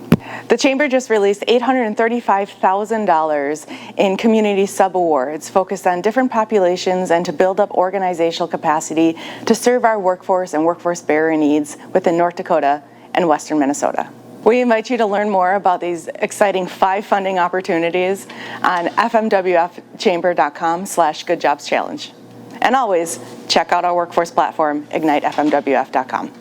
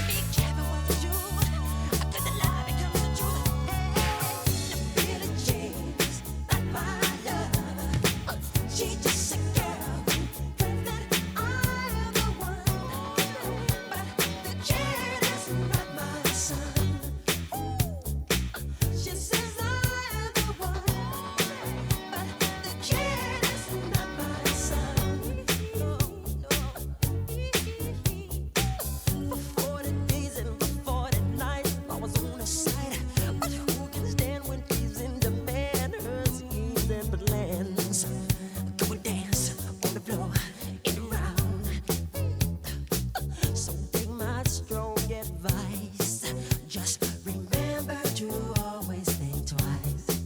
Do things twice. She told my baby we danced to 3. And she looked at me and showed a photo. Baby cried, his eyes were like mine. Go and dance on the floor in the round, baby. People always told me, be careful what you do. Don't go around breaking young girls' hearts. But she came and stood right by me. Just a smell of sweet perfume. I guess it happened pretty soon. She called me to her room. Hey, the Billie Jean's not my love. She's just a girl who claims that I am the one. But the kid is not my son. Billie Jean's not my love. She's just a girl who claims that I am the one. But the kid is not my son. No, she says I am the one. But the kid is not my son.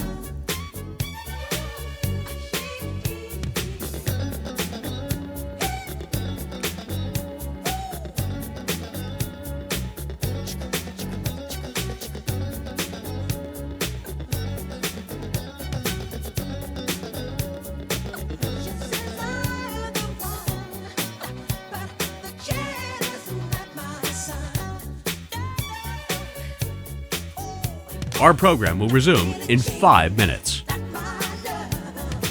She's just a girl who claims that I am the one. Baby, the kid is not my son.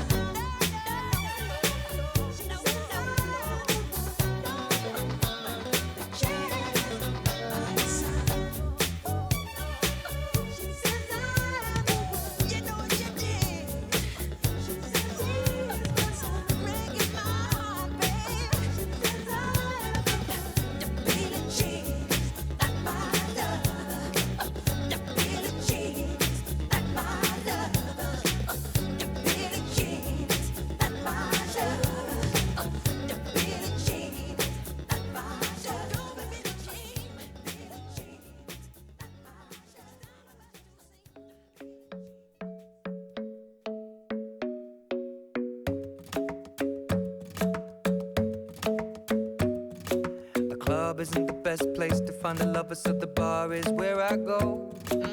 Me and my friends at the table doing shots, tripping fast, and then we talk slow. And you come over and start up a conversation with just me, and trust me, I'll give it a chance. Now take my hand, stop it, and the man on the jukebox, and then we start to dance. And now I'm singing like, girl, you know I want your love. Your love was handmade for somebody like me. Come on now, follow my lead. I may be crazy, don't mind me. Say, boy, let's not talk too much. Grab on my waist and put that body on me. Come on now, follow my lead. Come on now, follow my lead. I'm in love with the shape of you. We push and pull like a magnet do. Although my heart is falling too. I'm in love with your body. And last night you were in my room. And now my bedsheets smell like you. Every day discovering something brand new. Well, I'm in love with your body. I'm in love with your body. I'm in love with your body. I'm in love with your body. Every day discovering something brand new. I'm in love with the shape of you. When we came, we let the story begin. We're going out on our first date. You and me are thrifty, so go all you can eat. Fill up your bag and I fill up the plate. We talk for hours and hours about the sweet and the sour and how your family's doing okay. And leaving, getting a taxi, kissing the backseat, tell the driver make the radio play. And I'm singing like, girl, you know I want your love. Your love was handmade for somebody like me. Come on now, follow my lead. I may be crazy, don't mind me. Say, boy, let's not talk too much. Grab on my waist and put that body on me. Come on now, follow my lead. Come on now, follow my lead. I'm in love with the shape of you.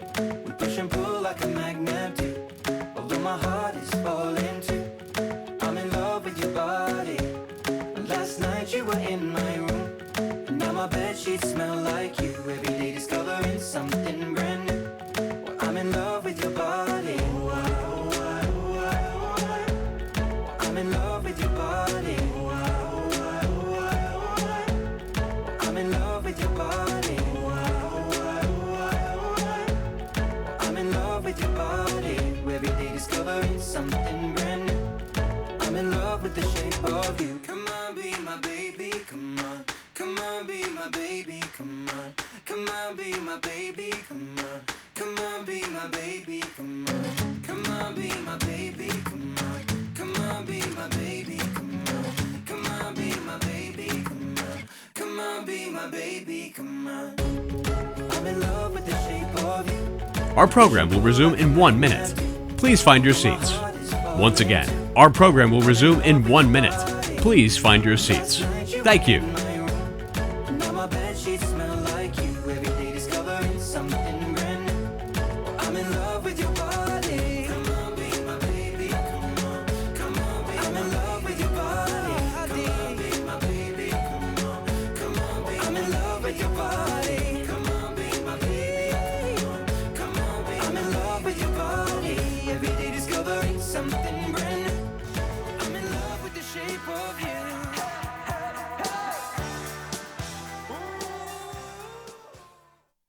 Across the country, industries are doing amazing things to care for the people that they serve. From right here in North Dakota, DCN and R13 owner companies are empowering some of the largest, most critical institutions with high-speed, reliable connectivity and innovative data solutions. DCN helps keep you connected and your data protected so you can focus on what really matters. DCN, your premier partner for secure, reliable, high-speed technology solutions. Please welcome to the stage Seth Arndorfer, the Chief Executive Officer of Dakota Carrier Network.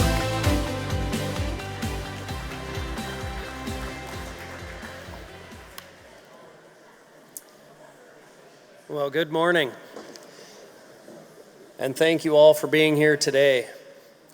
You know, at DCN, we really do understand how important it is to having reliable, safe, secure connections. And we're connecting critical anchor institutions, and we talked about a lot of them today, whether it be state agencies, schools, hospitals, manufacturing plants, the power grid. All of that relies on technology. Our industry is constantly changing, and that's why DCN is so focused and committed to this event today. It's been a great first half of content, and I'm really looking forward to the rest of the presenters that we have today. DCN is owned by 13 of the rural broadband service providers across the state. A lot of them are cooperatives, some of them are family owned, independently owned, but North Dakota actually leads the country in broadband connectivity. The amount of people in North Dakota that have access to reliable, secure internet is second to none in the United States. And it's something that we should all be really proud of. I have the distinct pleasure to introduce our keynote speaker this morning. We're honored to welcome Rob Spiger, Director of Cybersecurity Policy from Microsoft. He has over 20 years of experience in the field, and Rob is a leading expert in cyber resilience, security by design, and regulatory harmonization. His work in trusted computing technology and standards development has made significant impact globally. As he collaborates with his industry leaders, governmental bodies, and academic institutions on advancing security and policy and innovation. Please join me in giving a warm welcome to Rob Spiger as he dives into the evolving landscape of cybersecurity threats and the essential policies needed to safeguard our digital world. Thank you.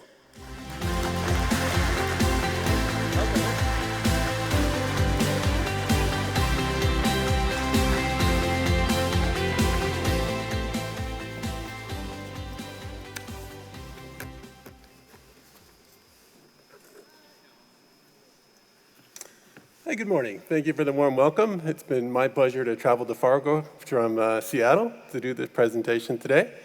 What I really want to try to emphasize is that even though there are a lot of threats out there, there is cause for hope. And I hope each of you goes back to your organization individually and within your region and nationally and internationally and think about how we can all collaborate together to improve cybersecurity. What I want to talk today about is some of the emerging threats that are out there and also kind of break down what some of the attacks look like so you can be more vigilant against them.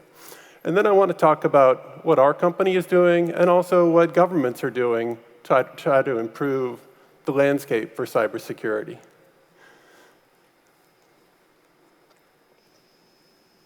So I think cybersecurity is really the defining issue for our time, at least from my company's perspective, as well as all of you who are working in technology.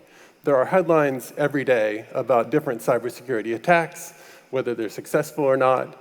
Each of those is really an opportunity to go back and look at what happened and learn from it and try to improve the processes we use and the way we use technology and how to have more resilience and be able to be prepared for the future and what could happen next.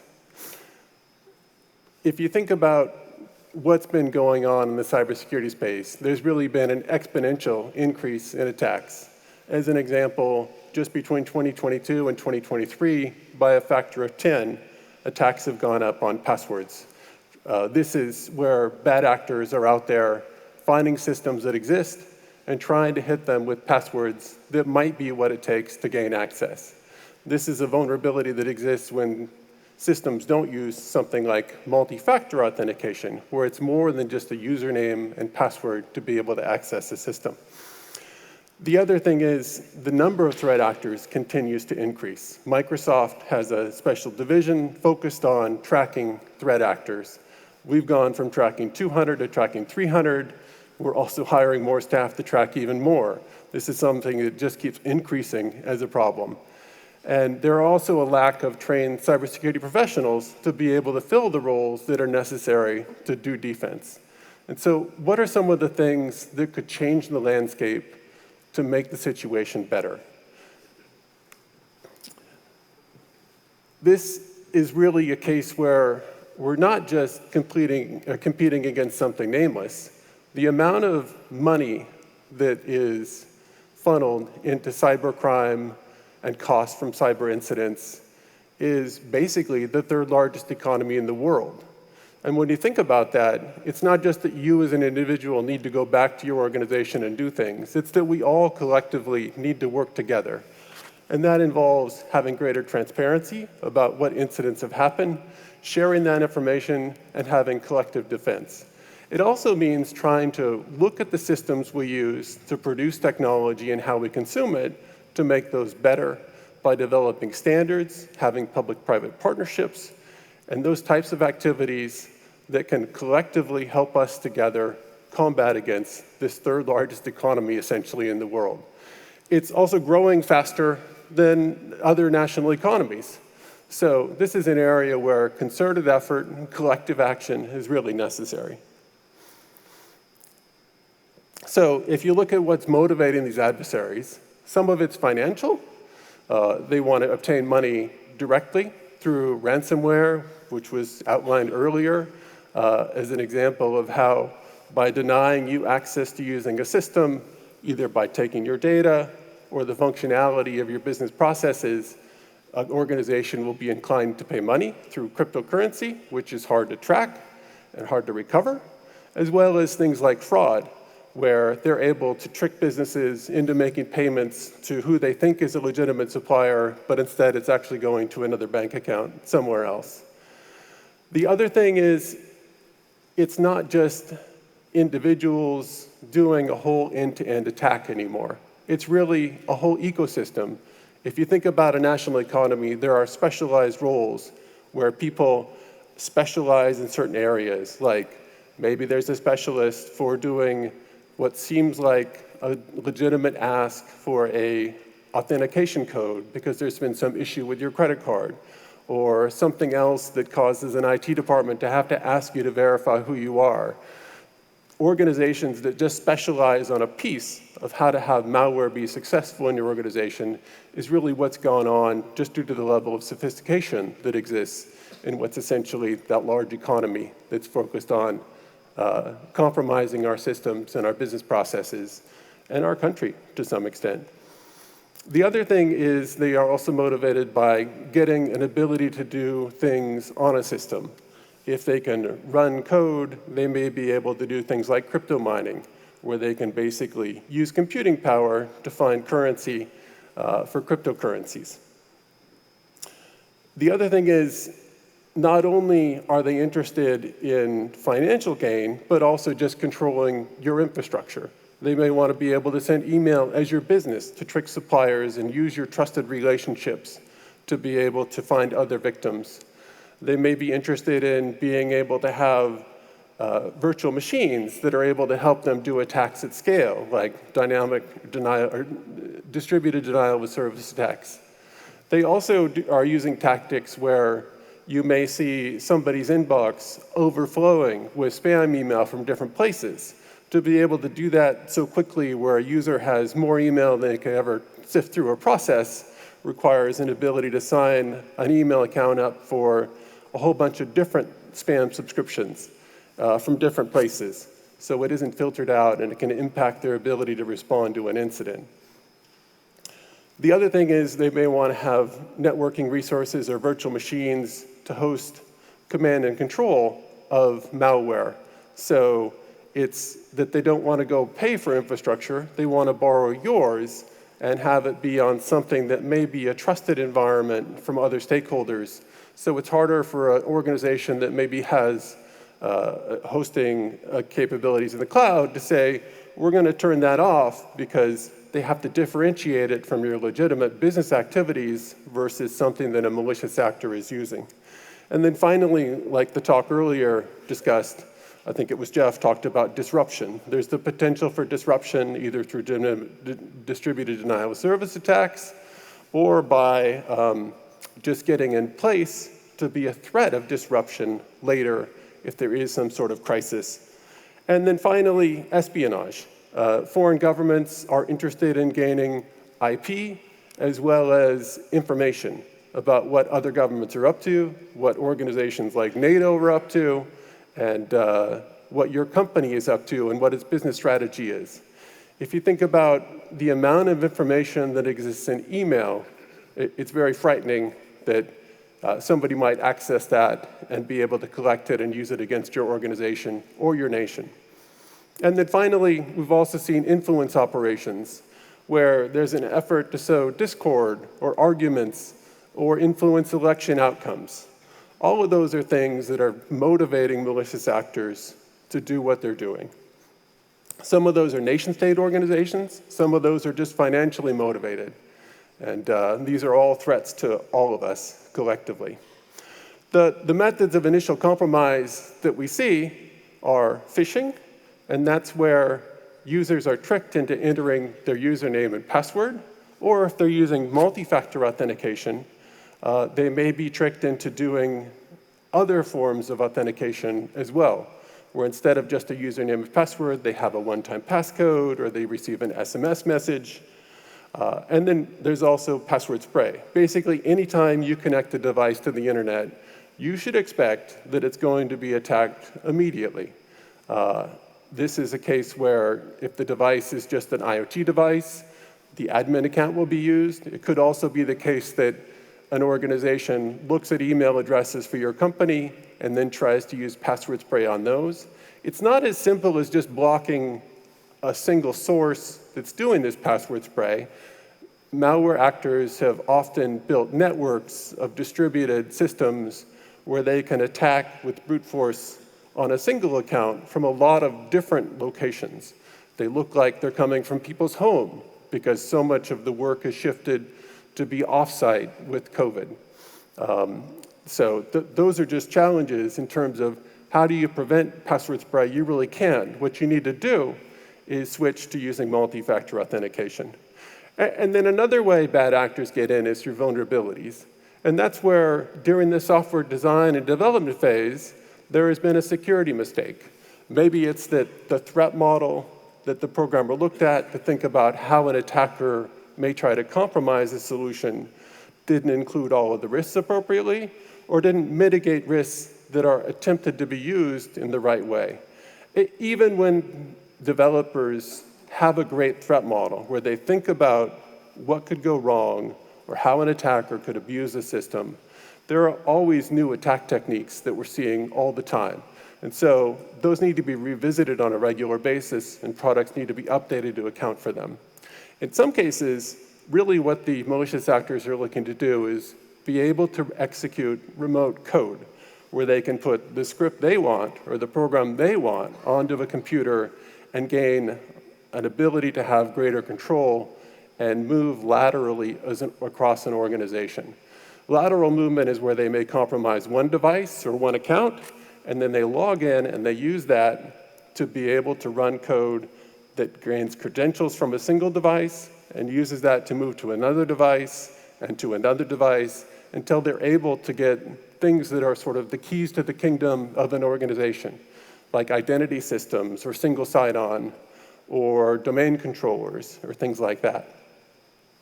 And then the other types of things that we see as a result of something that becomes a compromise is misconfiguration. Things may get set up and deployed. They're left with settings. Those settings may not be as hardened as is appropriate for how the organization that's using that system needs to mitigate risk. And so a lot of work has been going into how can products be more secure by design when things are deployed so that they have the right settings.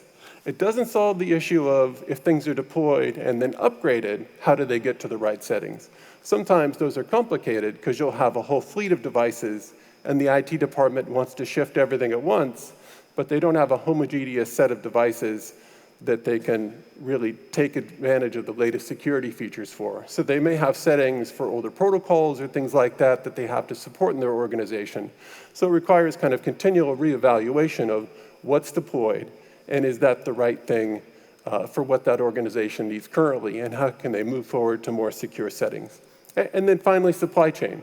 Many of you have organizations that use vendors or have a trusted relationship to be able to access things or manage things. And you have to think about those in terms of how do you limit what they have access to so they have least privilege, so if they are compromised, the impact to your organization is as small as possible. So each year, Microsoft takes a look at all of the data we've collected from threat activity, and we published something called the Microsoft Digital Defense Report. We've done this for a long time. It used to have a different name. It used to be the Security Intelligence Report from Microsoft. And what it does is it tries to look at the threats that are out there, predict trends, and explain them, and also provide guidance about what organizations can do to mitigate those risks. And so in 2022 to 2023, really the top 4 things that we had to notify customers about when we saw bad activity in their organizations are listed here. Identity compromise, business email compromise, phishing attacks. These are things that are directly related to what we've sent notifications to customers for. So these are things you'll want to think about as well. There was a great earlier presentation about ransomware, so I'm not going to cover that so much. But phishing is something that's evolved. I think phishing has evolved to deal with multi-factor authentication being deployed more widely. And really what we're recommending now is don't just deploy multi-factor authentication. Deploy multi-factor authentication that's phishing resistant. So if you have something that uses biometrics on the device you have and then is able to authenticate who it's sending those credentials to, is really the system we want to see. In the meantime, though, it is a significant step forward to use two-factor authentication where it's something you know or some other code you receive. And these are things that are important to do first for administrative accounts that have greater privileges, but also it's important to roll it out to all the users at once.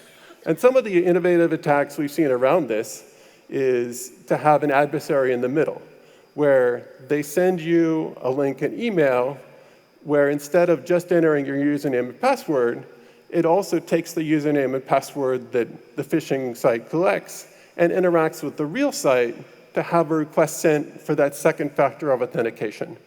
Then they have to trick the customer into sharing what that second factor authentication is.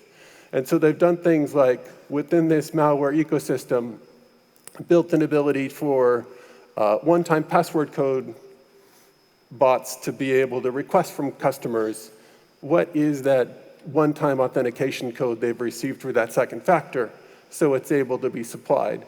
In the background, they're entering your username and credentials if those have been compromised by brute force, and in the foreground, they're interacting with you to try to get that second factor of authentication so they can overcome that speed bump of multi-factor authentication.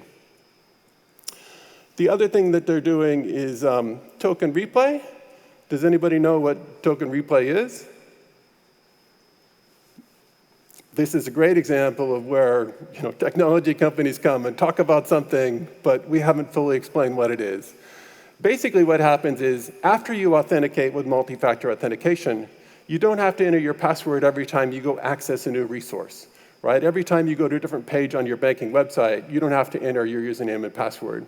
What happens is you authenticate, and then the bank says, we have verified who you are through multi-factor authentication, or maybe just your username and password, and then it sends you a token that's good for a limited period of time. And so sometimes you'll see applications that log you out after a short period. That's great, because the token that's still on your device is no longer capable of accessing your bank or whatever that resource is. And so if a device is compromised, what malware will do is they'll look on that device, maybe in the browser cache or other places, for credentials that have already had authentication occur and have this token that if they just send that to the resource or the website, they'll be able to gain access without going through that heavier process of multi-factor authentication. And so as you think about security, it's not just protecting your username and password and multi-factor authentication, it's protecting your device that has these tokens on it that have a limited lifetime, but still provide an opportunity for malicious actors to go and gain access to other systems and resources once they've compromised something.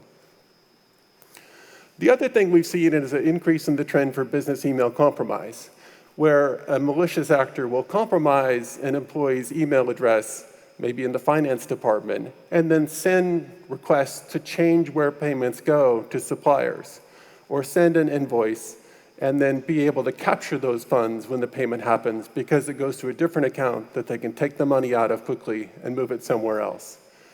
If you think about all the things that are in your inbox, it's really quite staggering, right? Especially if you think about it from the context of your inbox is often your way to do account recovery.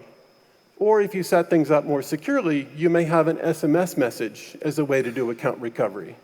Well, if you're going to have a small business and your root security is having an SMS message to be able to reset your password on something, how concerned are you that somebody might go down to a wireless carrier and pay a representative that works for the company to change out your SIM card so they have a SIM card that's able to mimic you and get that SMS message? How are they able to bootstrap your recovery processes to gain greater access into your system? Often people set up how their organization is structured, they set up recovery processes, but they don't go back and revisit how vulnerable is that to attack as new threats come out. So I would challenge each of you to go back and look at what is your root mechanism to be able to reset your account password for your email? What is your root mechanism to be able to reset how your bank sends you authentication information? Do you use a second email address that you rarely use? Is that secure? All of those things are things to go back and think about and focus on individually within your organization. I think the other thing that's happened with business email compromise is once you gain access to a business's email address, it may give you access to other resources. So you might be able to gain infrastructure that organization controls. You might be able to gain access to virtual machines that they control and use those to host command and control structure for botnets or other things that malicious actors want to do. So at these presentations, we usually talk about what the threats are and then what to do about it, right? This is a slide about the optimal resiliency state.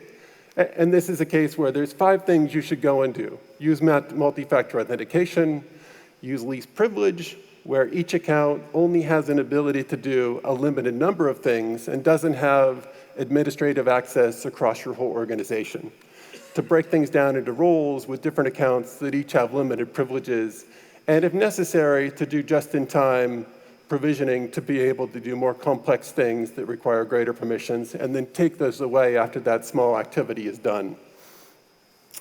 The other thing is, if a device is compromised, the tokens on that device provide an opportunity for lateral movement, so it's important to do device management and keep devices up to date, run things like anti-malware.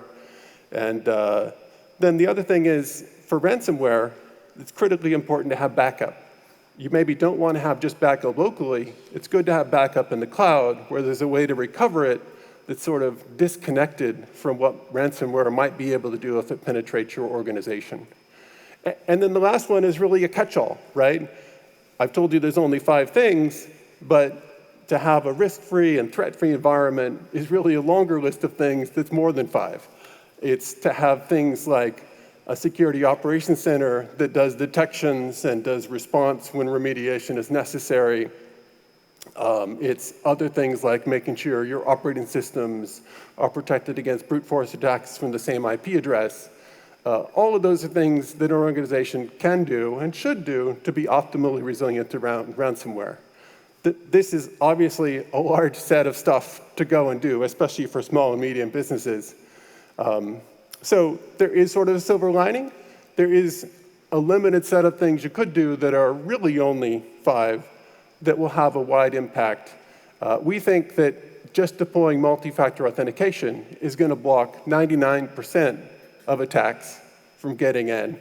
And then there's other things you could do so if that attack is successful, you can mitigate the damage it has. I think it's somewhat unfair to come to these presentations and just talk about what customers should do. There is sort of this boundary between what does a technology provider need to do and what does a customer need to do to make sure their overall organization is secure. There's this shared responsibility. I think we first started talking about the shared responsibility at Microsoft in the cloud, like we can provide you infrastructure and we have less responsibility and you have more because you're setting up the operating systems and applications above that and we don't know what they are or have permissions to them. Or if we're doing platform as a service, then there's fewer things the customer is responsible for, more focused on the application side. And then even more is, if it's software as a service, there's really a limited set of things that the customer has responsibility for. And the service provider is, for example, responsible for things like patching. So I think it's good to think about this model as we think about what does the technology industry need to do to make things easier and less complex. And I think there's been a lot of progress in the last 5 years around what should technology providers be thinking about and doing, and how can governments do regulations that encourage the right behavior from organizations that make technology. And so one of these, as an example, is what Microsoft is doing.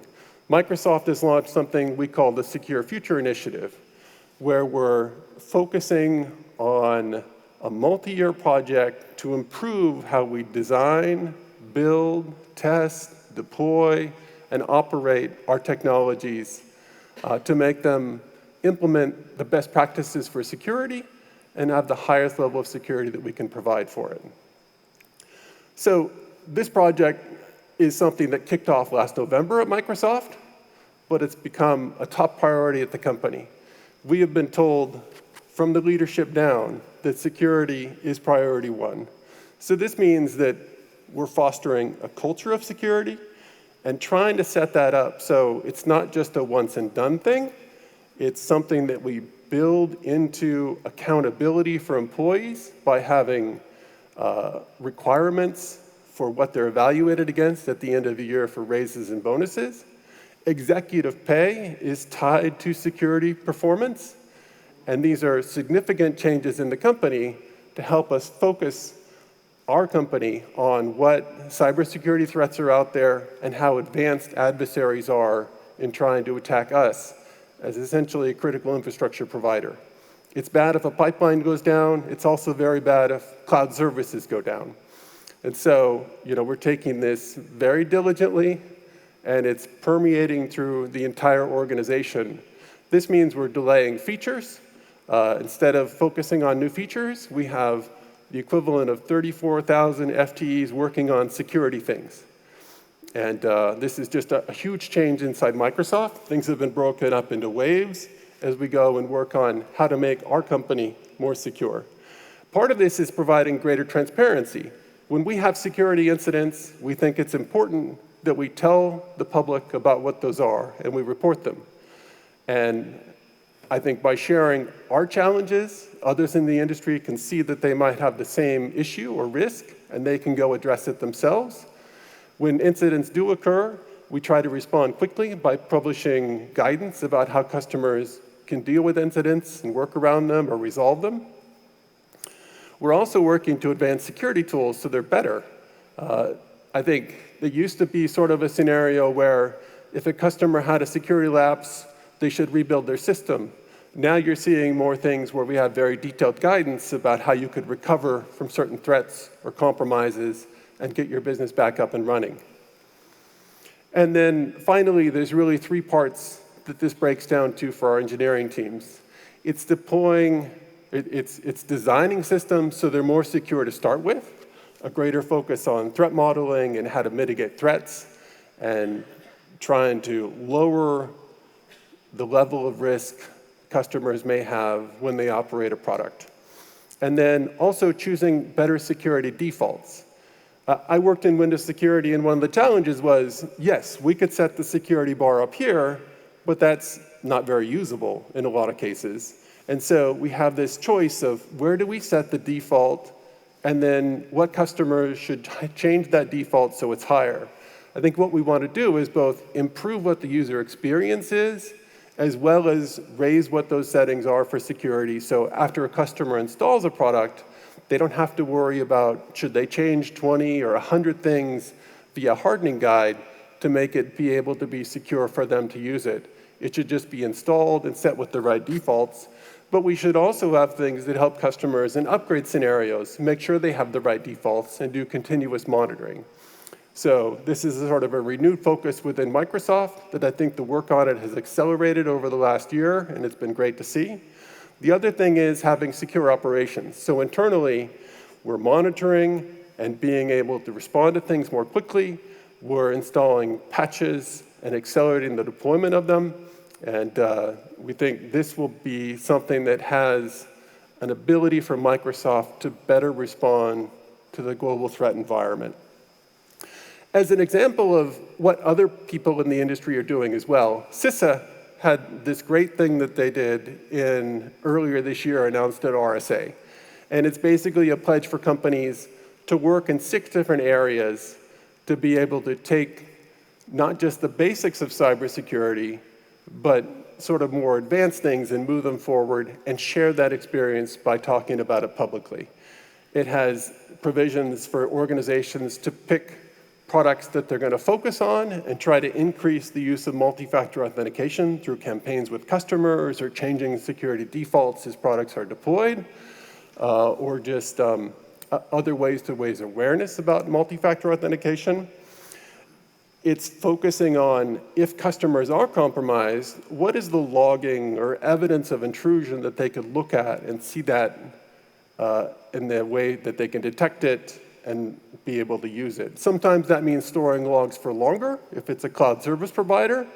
Other times it just means making sure logging is there, and it provides information like what user did something, what device were they on, and so it lets defenders be able to track progress for malware attacks and see what account they used and where that went to and how it moved laterally. The other thing is increasing the ease of deploying security patches. I think it's easy to say customers should deploy security patches, but they need to test it and then be able to get it distributed in their organization, often very quickly. We're looking at things we could do in that space as well. And then I think some of the more interesting things too is how can the process of designing software reduce the number of defects that come out. So, as an example of something Microsoft is doing to eliminate classes of vulnerability, we are trying to use the same library for doing things like authentication all the way across the company for all our products. In some cases, we had organizations that worked in silos and developed their own logic for doing things. If there's only one way of doing things and it's used consistently, that provides more consistent logging, and it also provides the same validation of things like authorization to be able to do actions. So it makes us more nimble in responding to things if we don't have 5 different ways something is done. It makes it easier for us to see vulnerabilities and go look for variants and patch them all when we release patches. And then there's some other things we're doing just to provide more transparency about vulnerabilities we do have.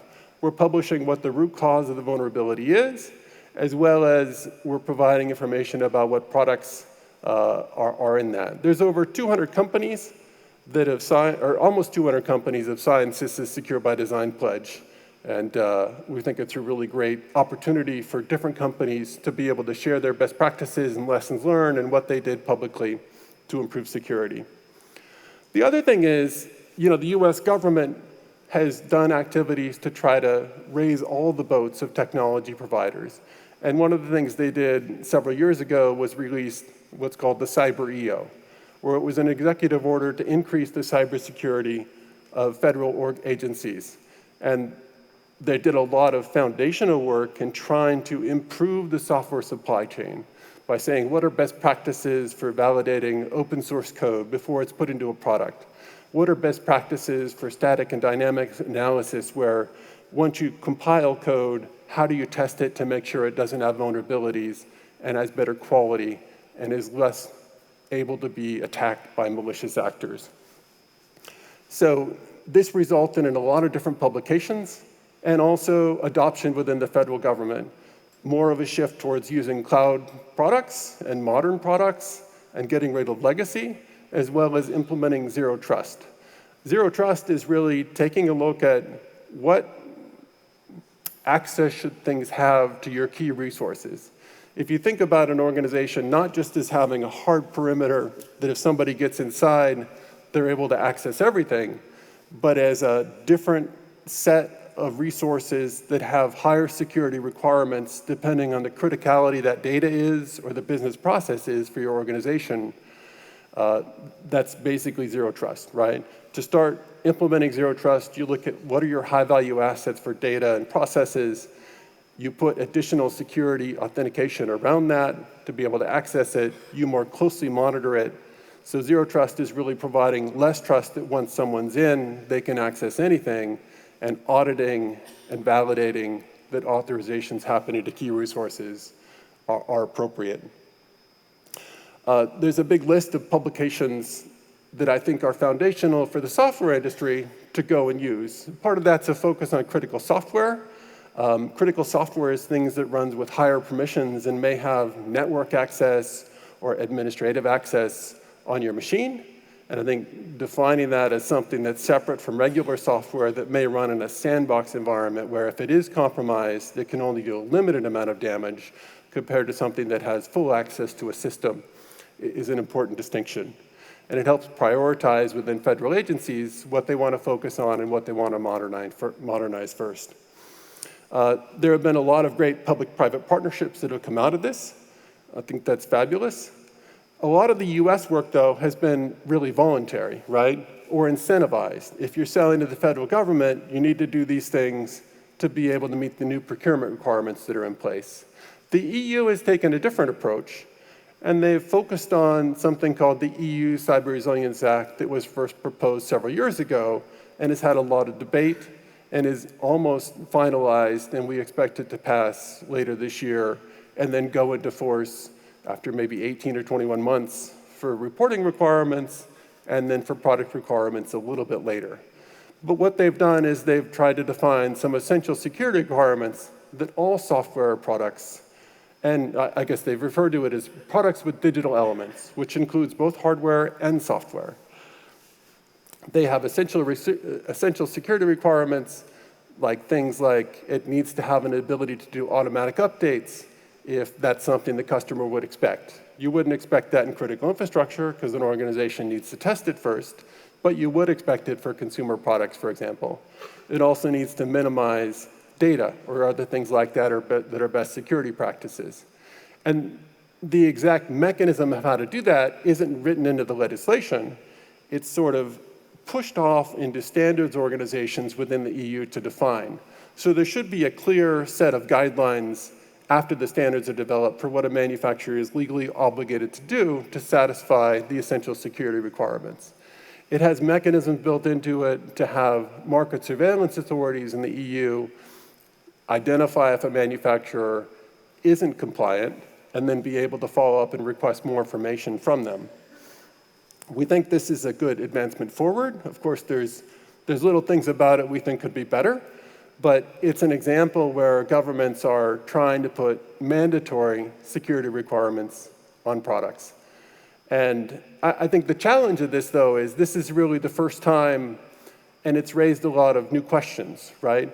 Like, products should have free security updates, but how long of a time period is a manufacturer required to do free security updates?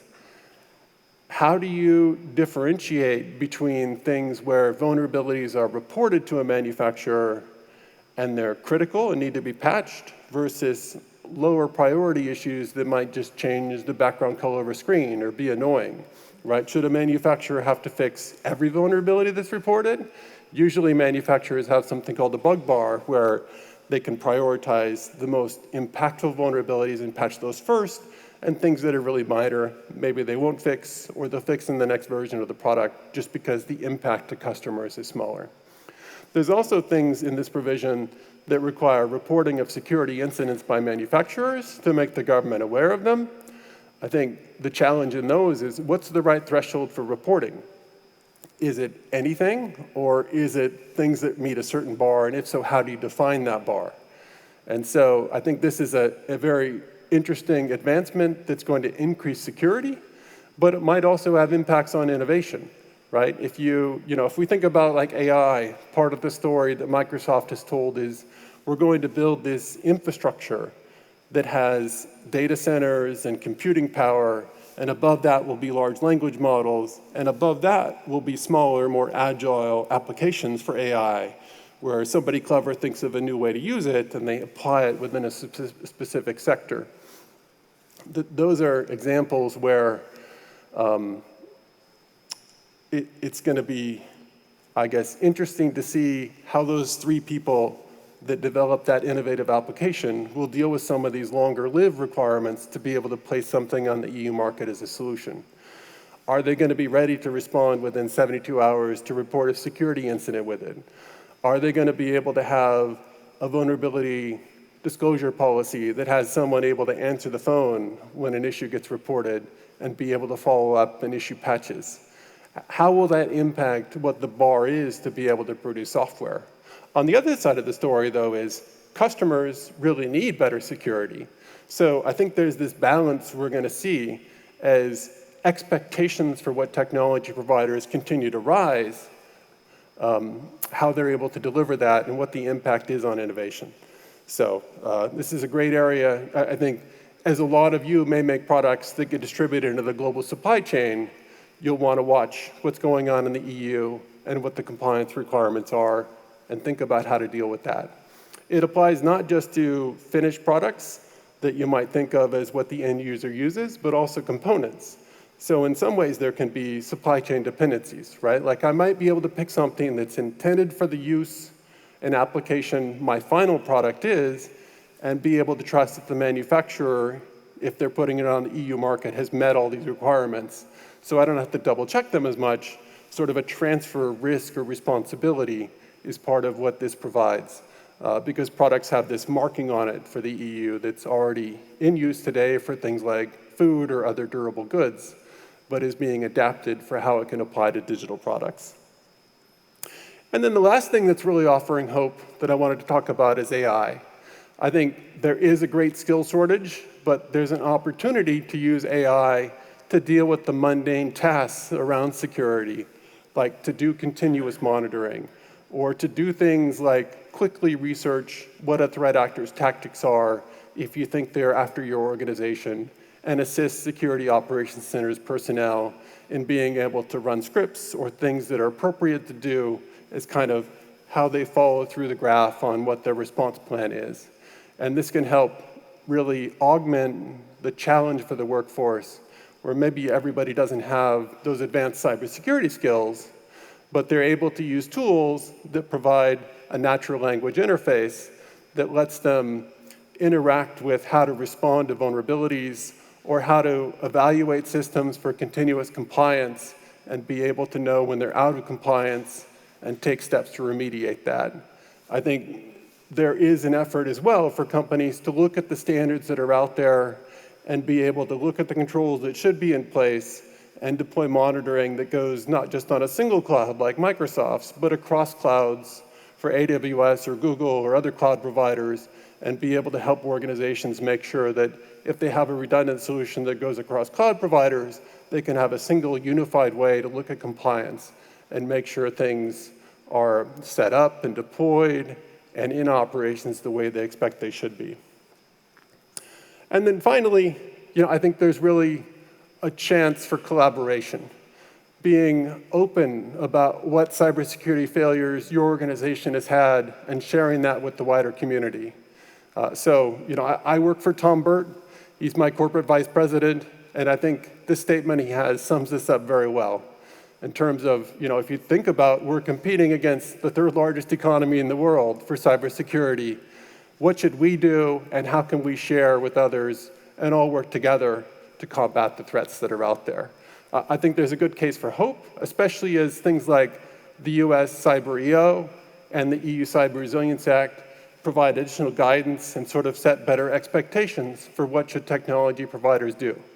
It's not just that one organization makes products and they're used in an island and by themselves. It's that the entire ecosystem needs to be secure.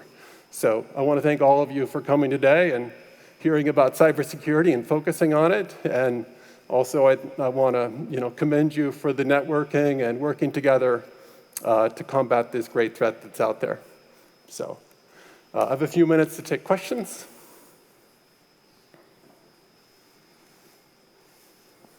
I think they're supposed to magically appear on this monitor over here, or maybe on the iPad.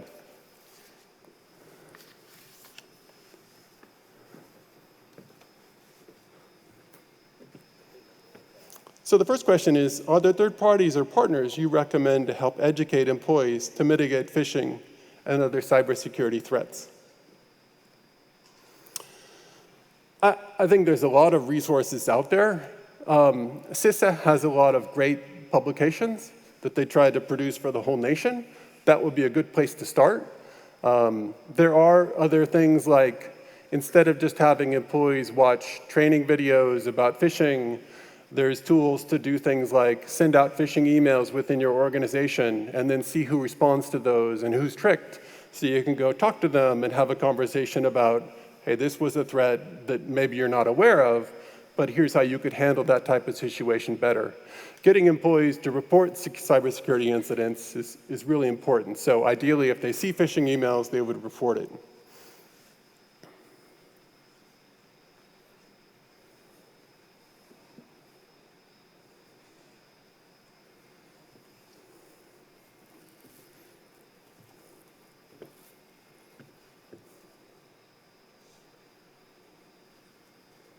This is an interesting system. I'm used to like a microphone that goes around the room, but instead I just kind of look at the screen to answer. Microsoft's answer to CrowdStrike, or your take on the recent? So I think the question is Microsoft's take on the CrowdStrike incident that occurred. Obviously our hearts go out to everyone that was impacted by that.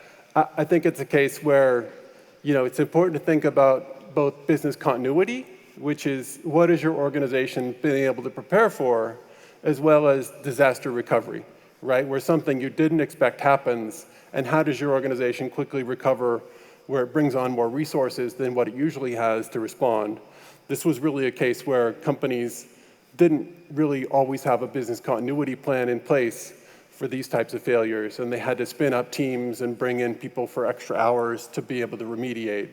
I think it also makes us revisit, like, what things should be in the operating system kernel. There are a lot of advantages to being able to let security providers start very early in the boot process so they can see other things that are loaded and be able to evaluate them for security. But this is a case where there's an obvious drawback for that, especially when OS volumes are encrypted. So if something isn't working to boot the system, it is sometimes tedious to be able to back that change out and be able to get a system restored and up and running. Next question is, do you have examples of offensive and defensive uses of AI in cybersecurity currently? I think we've seen threat actors being interested in using AI. I think we published a blog in February that basically had some principles Microsoft would use about the malicious use of AI capabilities. So we looked at several nation-state actors, and we kind of showed, based on when we'd identified them, how they tried to use AI. And we saw examples of trying to use AI to sift through public information to identify sensitive targets. We saw examples of them doing things that many developers do, where they're trying to get guidance about how to better code a solution that's a malicious payload. We saw them trying to do things like get guidance about how to prevent detection of a program that's running on a system. And we have this overall principle, though, that when we see malicious actors using AI capabilities and resources, we will both block their access to it, but also, even if it's not on our infrastructure, we will report it to other AI providers so they can also block access.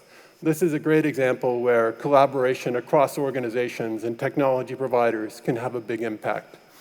I think it's also something we've seen where threat actors use AI resources to generate phishing emails, which isn't a surprise. They're also using it in influence operations, where they're trying to dupe people into thinking something's true or not, or do it quickly.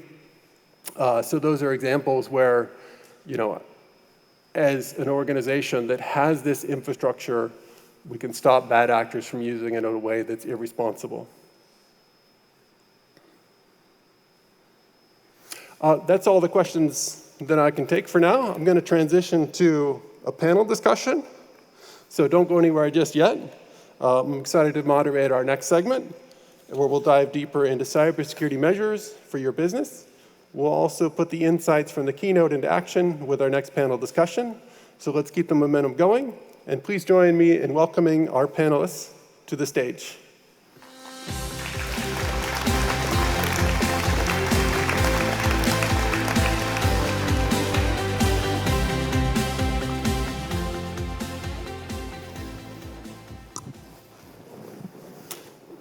So our panelists are here to address your questions and offer practical advice on strengthening your security protocols. Before we get started, I'd like to meet our expert panelists. Nicole Evans is the Grand Forks Center Director of the North Dakota Small Business Development Centers. Ryan Cloutier is the Chief of AI at Candor, and Richard Mendoza is Cybersecurity Specialist at Google.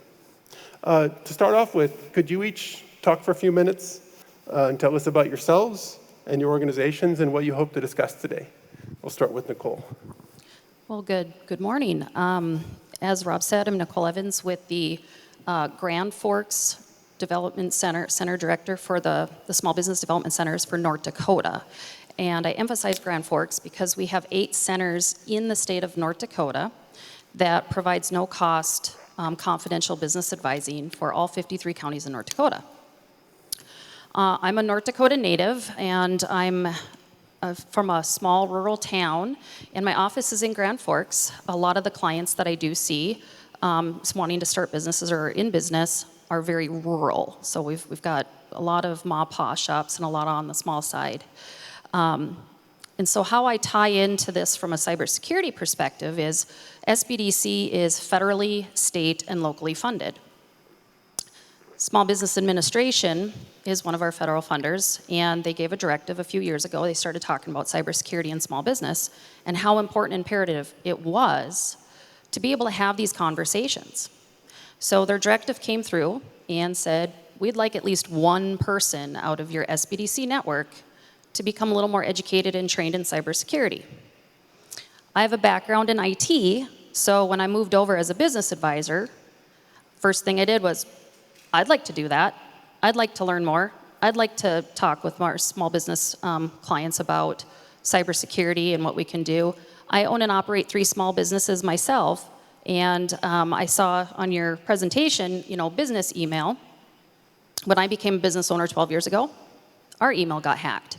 So some of the things that I bring to the table just from my standpoint is I can empathize and I can say, don't touch that, don't do that, and kind of give a little bit more direction. So thanks for having me here. Well, good afternoon, everybody. Ryan Cloutier, Chief of AI with Candor. Quick background on me. So I'm a hacker by trade. I'm actually the guy he was talking about trying to protect against. And I've been doing this for, I don't know, these many gray hairs. I've worked in a ton of different industries. And as I saw generative AI really emerging as what I would describe a truly viable technology, we've had data science and AI for probably the better part of, 40 years, give or take. But when generative really hit, I saw an opportunity to blend 2 worlds, to blend my data science world with my cyber world. And so I began experimenting and red teaming the AI, and I'm actually working very closely with top universities to develop new defense methods and attack methods against generative AIs. And so when I had the opportunity to join up with Candor, it's a name not too many people have heard, but they are the largest service provider to TD SYNNEX as a distributor. So kind of that business to business. They said, hey, we see the future is AI, and we know that it needs to be safe and secure. And so they reached out to me, and I joined up with the organization. What I hope to get out of this is to impart some actionable steps to you that allow you to go back to your businesses, to your communities, and to your homes, and start to get your head around this whole thing we call AI. First and foremost, to increase the revenue that you are trying to make to grow your businesses, but also to protect your families. Over the next 24 months, we're going to see things like domestic robots. My wife has assured me we're getting one. And the cybersecurity protections we need to have in place for something like a humanoid robot in the kitchen are vastly different from the protections we need in place to protect email. So look forward to talking to you guys and answering your questions. Thanks. Hello, everyone. My name is Richard Mendoza, and I'm with Google Cybersecurity. I'm in our public sector division, which encompasses SLED, DoD, and our Fed group as well. I want to be an advocate of, earlier we had some panels in here chatting about education and training. I'm a result of going through a CAE or DoD NSA directorate program. I have an MBA in information assurance. Those qualifications allowed me to become a civilian analyst within the Department of Defense. My experience is as an analyst, a digital forensic investigator, as well as an incident responder. So hopefully I can give you insights on my experience, and in particular what Google is doing to be able to enable all of you to strengthen your security posture. Excellent. Thank you so much. The first topic area we're going to cover today is business operations. So I'd like to pose this question to the panel. Adopting modern technologies in the workplace comes with high stakes since company and consumer data is often on the line. New technologies often come with ambiguity as well, since they have not been implemented on a broad scale. What are ways companies can manage the risk of growing in these uncharted spaces? So I think for this one, it's understanding that risk hasn't changed, but what we're looking for has. So for example, the companies that I'm working with, we're looking beyond just consumer data. We're looking to see if we can figure out what data they have that might, by itself or in combo, constitute intellectual property. We traditionally haven't, put a lot of effort into protecting that beyond the file level. And when we start putting that type of information into a generative AI system, we run the risk of potentially exposing our IP. So I think it's having good cyber hygiene habits, it's practicing good risk management, and then it's partnering up with your data team or whoever your provider is that helps you to manage data, and having a bigger discussion about your data and what parts of your data are sensitive. Yeah, great response. I'd also like to add into that, we're talking about, the consumer data and what you can do as you start utilizing more of their data for various purposes of your business practices. One of the items that you should probably consider is data minimization, to minimize the amount of data that you actually need, that you're procuring. Data anonymization is another one. And then also transparency to the constituents of your clients, business partners that you're actually collecting the data on, and also giving them the ability to opt in or opt out, or to be able to change their mind as you go through this course. The other item is when we collect data, we do something with that data, and it's not always done in-house. We use CRM tools, customer relationship management tools. That data often goes along into those third-party tool sets. So I think it's very important to audit the data that is integrating into those tool sets that are utilizing. And I'll add just a little bit to that too, off of your point, Richard, is whenever you do put these things in place, always ask the questions too. We make the assumption that because somebody connected our computer and built a website that we do have a secure socket layer in place, or we automatically assume when there's a form it goes right to my email, but we don't ask those questions of, but where is that consumer data actually secured, and how does that flow through, and do you have a policy in place? And that's really important when it comes to all that data. Thank you. We've got a question from the audience here I'm going to ask, just because it fits into business operations so well. What are some of the best ways to get cybersecurity training to employees of all skill levels that is engaging and understandable? So in my IT background, a lot of the times I worked with faculty and staff and students, and a lot of it was I got this error on my computer. I might have looked and I might have hit my mouse by accident. I don't know what happened. And I found out when I worked in technology, I worked with some pretty smart guys in the office. And for me, I am a break it down girl. I don't talk the high-tech stuff because I don't think that it resonates. And so one of the things for training is actually going through the process in a way to have them understand what created the situation, but to show examples. I love one of the YouTube videos talks about fishing, and these guys are out on a boat and they start off and they're like, I'm going fishing, and they're like, not that kind of fishing. Like sometimes we can take these things that seem high level, but break them down into something that you can actually relate to. And taking your employees through this kind of stuff is very, very important. I love how Rob mentioned the you can set up the email that you get and it says you've been phished. That is something that UND has employed. So if you click on it, it'll say, nope, you shouldn't have done that. This is how you can tell these signs. So from the low level to the high skilled level, just being able to find what resonates for them to be able to relate to the material is really important. And then to show them examples of it, I think is really important. I would just add to that, being that I am a hacker by trade, I do demos. I do hands-on. Nothing helps them get their head around it better than watching a server turn off. And so you've got Hack the Box, you've got all these capabilities out there. So I try to get the cybersecurity team involved. Phishing training is very important, but demonstrations really drive home the point. I think that as long as we keep using words and assuming that they know what we're saying, things like server.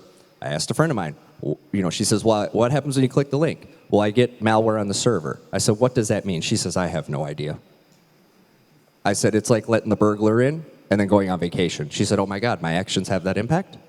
So I think it's just doing it more often, and then really talking about it and asking, affording the employees a chance too to talk about if they've had personal cyber events. Most of us have had a friend, a family, or ourselves have a personal cyber event, and I think it's important to bring that back into the workplace so we don't have that separation mentally that says work data, is a work problem, and my personal data is a personal problem. I think I need to handle all data safely and securely. Yep. I'll add a little bit to this. It's a little bit of formal of an answer, but it comes down to data classification. I think that if you classify data, that you'll be able to identify the actual data owner and those stakeholders that own that data. And I think identifying the cybersecurity training methodologies and awareness to those data owners, i.e. stakeholders, is critically important. Each one of them have a different role. So, and then while you do that, create these micro learning segments as opposed to quarterly. I think even 5 or 10 minutes a week would probably go for much further than once a quarter overwhelming the business, the data owners with cybersecurity practices. I think it's always important to remember that even experts in cybersecurity have new things to learn. So, don't skip the more advanced technical people for that training, right? Try to make sure that they're able to see those new things and learn about it, and also make security a priority in your organization and your culture. And I know somebody had a question about resources, and so every now and then I go back and I go out into CISA or another cybersecurity, and I go back and take tests, just so I can remember if there's any new information that I might have missed. And I don't know, sometimes I like to challenge my brain too, just of how much I do remember from the last 20 years of evolving technology. So there's always, those kinds of things too that you can even challenge yourself on. So I'd like to go to the next question from the audience, and maybe we'll start with Ryan on this one, just because I think it aligns well with what he does on his day-to-day job. So what are some of the security challenges using AI, robotics, and other emerging technologies? So this is a great question. It's interesting. I work with the Idaho National Laboratories. I'm on the Cyber-Informed Engineering Board. And the number one challenge we have is that mechanical engineers are not cybersecurity people. Electrical engineers are not cybersecurity people. Pneumatic systems engineers are not cybersecurity people.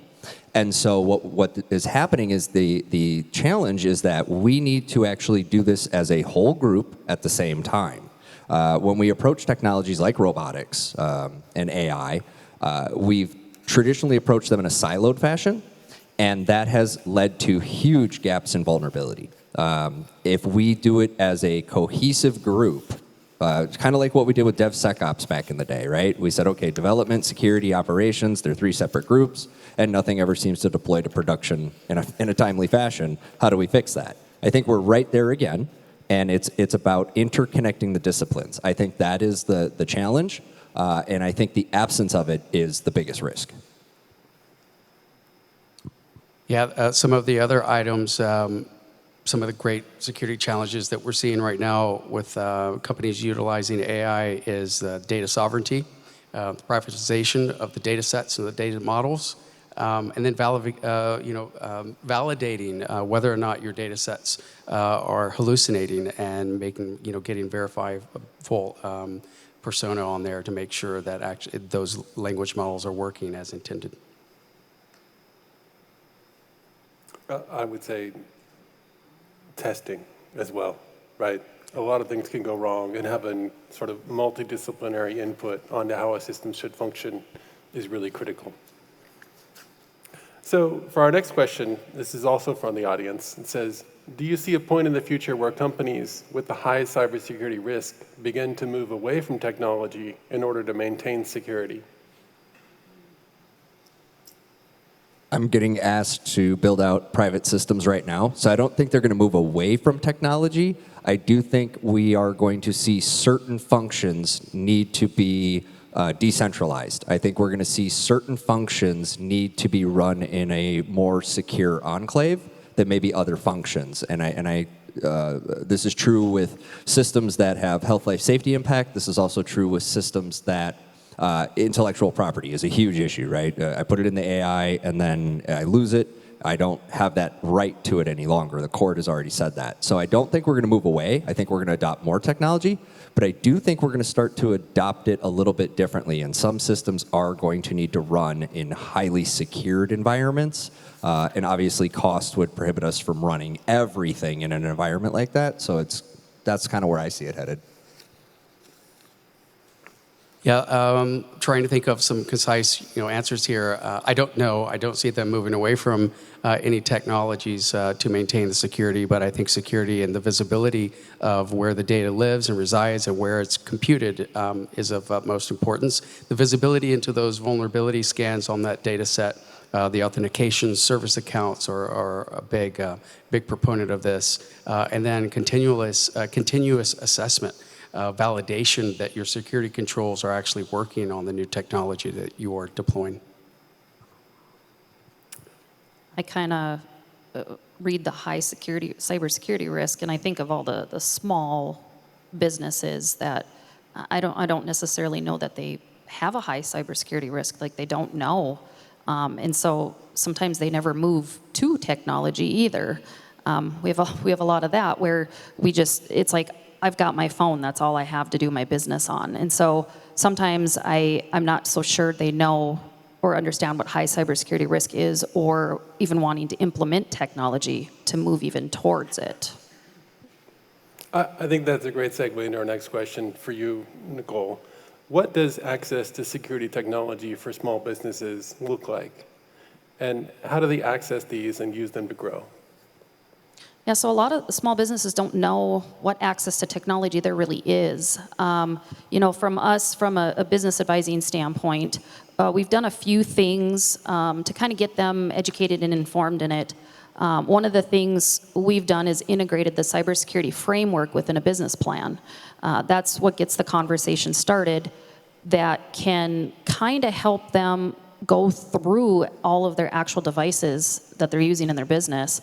And kind of understand like what a router is. And, a lot of the times, even my husband would be like, I don't know what's a router. And he wouldn't even know to ask, does that have a username and password to it? And do I need to change it? So when we talk about access to security from, small business owners, it's providing resources for them so that they can make that move forward for access to that. But it's kind of a hard gap in between, I would say. But it's giving resources basically to fill in that gap for access, if that makes sense. Absolutely, thank you. I've got a question for you, Richard, next. Google has been making concerted efforts to bolster their presence in the enterprise security market. Earlier this year, the company announced the Google Threat Intelligence and Google Security Operations, a new line of products designed to enhance corporation security. Can you expand on what this will look like and how it will impact business? Yes, certainly. There's a lot to that question. But so about 18 months ago or so, Google acquired Mandiant. I was a part of Mandiant for many years, and of course Mandiant is world-renowned for our incident response services, as well as our threat intelligence. So Google is taking a multifaceted approach to helping our clients increase their security posture or secure their security posture. Those different types of facets would include our proactive technical assurance consulting services practice group, and then additionally, adding on the Google Threat Intelligence platform, Mandiant Threat Intelligence platform, as well as combining all of that with VirusTotal. If you don't know, VirusTotal is a part of Google. These are the foundations that Google is putting together in their platform. And the platform is called Google SecOps. It includes our security incident event management platform, as well as security orchestration, automation, and response platform. And so with our frontline intelligence, we're applying that threat intelligence to be able to enable our clients to be able to detect malicious activity faster, to investigate those attacks, alerts, or cases much faster with applied intelligence that would correlate to these alerts, giving our clients the ability to respond and remediate. All of this is enabled by our AI engine, Gemini, So this was, democratizing the skill level sets in a security operations center that we'll be able to assist our clients to respond to these attacks much faster. I'd like to move over to Ryan. One of the questions for him is, AI adoption can sometimes be seen as a threat. From your perspective, what are some of the opportunities where AI can improve security? So I'll say it the shortest way possible. What used to take me 10 weeks now takes me 10 seconds. So I can do a complete analysis of a CVE, an environment. I can come up with mitigation strategies. I can write the board report. I can write all this paperwork. I mean, how many of us lose countless hours to generating reports and paperwork and writing and well-crafted email? So I see it as a huge accelerator. My security teams spend more time on security because we're leveraging AI to handle that administrative component of the job. So I see a huge opportunity there in cost savings, also in speed to market and consistency in communication. And we know during incidents how critical consistent communication is to rapidly addressing and getting the environment back up on its feet. Excellent. Well, we've got a question from the audience. I mean, this is specifically focused on Copilot and ChatGPT. It's to ask us to discuss when sessions are public versus private and how this difference impacts businesses. And I think this is really a generic question about AI in general, right? Like, how do you know what data set it's drawing from and what information is being shared from you or your organization to the service? And I think it's critically important when you're adopting AI to think about what's the data set it's going to use to answer the question, because that will limit what expertise it has, as well as what information are you sharing with it and where is it going. But I'm interested in any of the other panelists want to add on to that from their experience, especially with small and medium businesses. Yeah, I think so. The assumption is if it's a shared model. So if you're not paying for single tenancy, if you're not using a customized version that's unique to you, if you're in a shared model, there's the potential for that data to be trained. Now, I know both my counterparts here on either side of me are working very hard to honor the commitment that says we don't intentionally do that. But I think that if you're sticking it in a shared environment, just like any shared environment, you run that risk of exposure. And having that single tenancy, having some controls around how the employees use the AI. What data should be excluded during the pilot phase while you're still figuring out maybe your governance program? I think that's going to be more critical. And then auditing. One of the things that Candor does is we audit AIs. We'll go in there and using novel pen testing methods, see if we can get your data out, see if one of the employees put something in they weren't supposed to. So I think that's a big part of it is understanding. So Rob touched on it perfectly. What is the data that's going in? And then what are the data sets or models that data is referencing?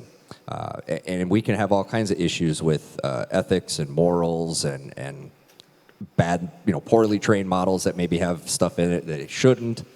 So I think businesses need to take that very serious. And so if you don't have an AI advisor, I know we're like really in demand right now, but try to find one.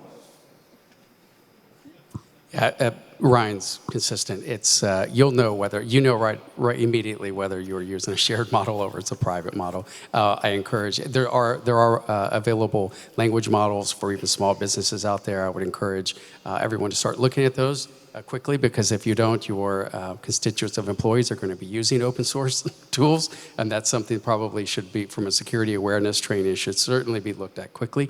But there are language models for many sectors out there, whether it's healthcare, security, finance, agriculture, so forth and so on. So I would highly encourage everyone to start looking into those specific types of private language models. I think one thing I'd like to add to that is it's really important employees are aware of things like data classification. Sometimes, a private model is set up within a company for their instance, but you'll want to make sure you mark the thing about your kid's birthday party as private instead of something the whole company should have access to and be indexed by the AI engine. So, communicating with the company about what the technology is, how it works, and how they can do data classification appropriately So the outcome is something you expect is really important. I'd like to move over to one of our questions on government regulation. Technology advances so quickly, the regulatory agencies are often playing catch up and setting standards. Amidst this ambiguity, what are the ways companies can center ethical standards as they approach innovative technologies? So I'm on a research project at MIT. That's a very tough question. Whose ethics? So first you have to start with what are your ethics at the company? What is the corporate position? What are the corporate ethics? And then you need to model against that. I think that the biggest risk is that regulators are not going to be able to regulate something like ethics and morality. I don't think they've succeeded so far, and I don't foresee that happening. So I think that's going to be an internal function. I think they're going to require that you have some type of check for bias. I think they're going to require that you're doing your due diligence to make sure that AI doesn't do anything harmful. But I think that's a huge area. I mean, like I said, out at MIT, this is topic du jour right now, and no one has a good answer.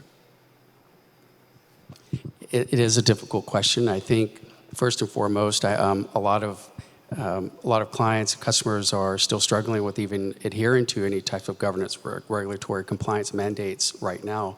I think that they should continue to strive forward and appropriate an appropriate budget first so they can meet these GRC guidelines first and foremost, and then continue on that path, and then have a decision-making body within their organization from disparate parts of their organization so they can actually ascertain and assert those decisions that need to be made on that data that they own. And then another question I wanted to ask that was prepared beforehand is around just a miscellaneous question. And I think I touched on CrowdStrike a little bit before, but this question is, CrowdStrike is facing legal action from investors who claim they were defrauded by a company which misled them about the quality and strength of their security capabilities. What implications does this legal action have for other companies in the realm of transparency and capabilities? I think there's going to be a lot of marketing departments that need to go update their marketing materials. We're going to have to be very careful with how we unpack this. While it was a very disappointing thing to see happen, and it affected a lot of businesses, I believe that was a shared responsibility event. There was a lot of breakdown internally within CrowdStrike. There was breakdown within the ecosystem and the supply chain, and there was breakdown at the consumer end as well. There were folks that were running CrowdStrike that did not go down. Why was that? Because they had continuity planned for the absence of a service. So I think it's back to the basics. I hate to take you guys back to the 90s, but it's business continuity, it's disaster recovery, and it's testing. And I don't, whether it's AI, whether it's an Excel spreadsheet, whether it's, my G Drive, it doesn't matter. I have to do those things. And so I would encourage everybody, find how you can use AI to accelerate that. One of the reasons we don't ever do this stuff is because it's long, hard, boring work that generally doesn't get us a raise. But if I can use an AI and come up with a DR plan, say, over lunch, I might be in a much better spot. So I think companies need to do a better job of having those plans. And then lastly, I'll add this, holding vendors accountable to the standard they expect. Let's not get to court to find out that you fell short of my expectation. That should have been negotiated up front, and those expectations should have been clearly called out in contract. So I think you'll see that change. Yeah, I agree that it was a shared responsibility. Do we have any pilots in the room? Airline pilots? Surely, there's a couple in here. Well, the airline industry has a security framework, and they call it CRM. It's not customer relationship management. It's called crew resource management. I'm going to read off a few of the items that their framework covers. One is communication by the stakeholders. Secondly is teamwork. Thirdly, decision-making capabilities. And that they are properly utilized and quickly. Situational awareness, leadership, assertiveness, and then lastly, error management. When you're in an airplane, it's life or death. And the last one of error management is critically important. I think in critical infrastructure, as what we've been talking about today, it is now becoming life or death that systems have uptime. Whether it's healthcare, so forth and so on, our critical, our banking industry, our water supply, our food, so forth and so on. And so I think if we look at that error management or errors are going to happen, and we properly assess and test our business continuity and disaster recovery policies and procedures, and we test them often. We have golden images of our infrastructure, and we test those images for any of the updates. I think we could have mitigated dramatically the repercussions of this update. So I always like to look at cybersecurity and other industry cybersecurity frameworks as it relates to the business that I'm in, and error management I think needs to be, the assumption that things will go wrong. I think that is something that we need to focus on entirely. Well, that looks like that's all the time we have for questions today. Nicole, Ryan, Richard, I'd like to thank you all so much for joining us today, and all of you in the audience. Thank you. Thank you.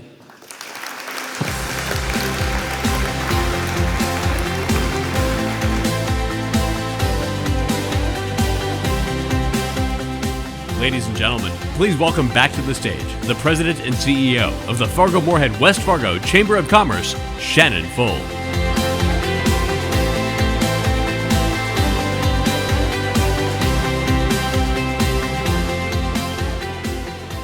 All right. Well, that's a wrap. Thank you all for being here with us today, and our sponsors for supporting the event, to our communities, the other chambers and associations across the Midwest for tuning in live stream with us. It's been an exhilarating day. I learned a lot. I will definitely tell that, with insightful discussions and valuable connections. From exploring cutting edge technology to critical cybersecurity issues, we've seen the profound effect our upper Midwest region has on both the nation and the world. It's imperative that we can continue to have mornings like this to engage in crucial conversations, collaborate, innovate, and foster a vision for a prosperous future. I'm inspired by the energy and the ideas shared today, and optimistic about the innovations and advancements that lie ahead. So if you want a little bit more of IT and truly technology in action, I would encourage you to go just next door on your way out, is the Agriculture Education Building here at the fairgrounds. And they've made some significant enhancements, including an entire immersive AI room powered by CareerView XR. And it is a very cool experience. If you have an extra 5 minutes, I would highly encourage you to head over that way. As we look ahead, our chamber is leading a transformative workforce initiative. It's amazing to me when we talk about technologies and the synergies between technology and workforce and those demands. At the heart of this initiative is called our Good Jobs Challenge.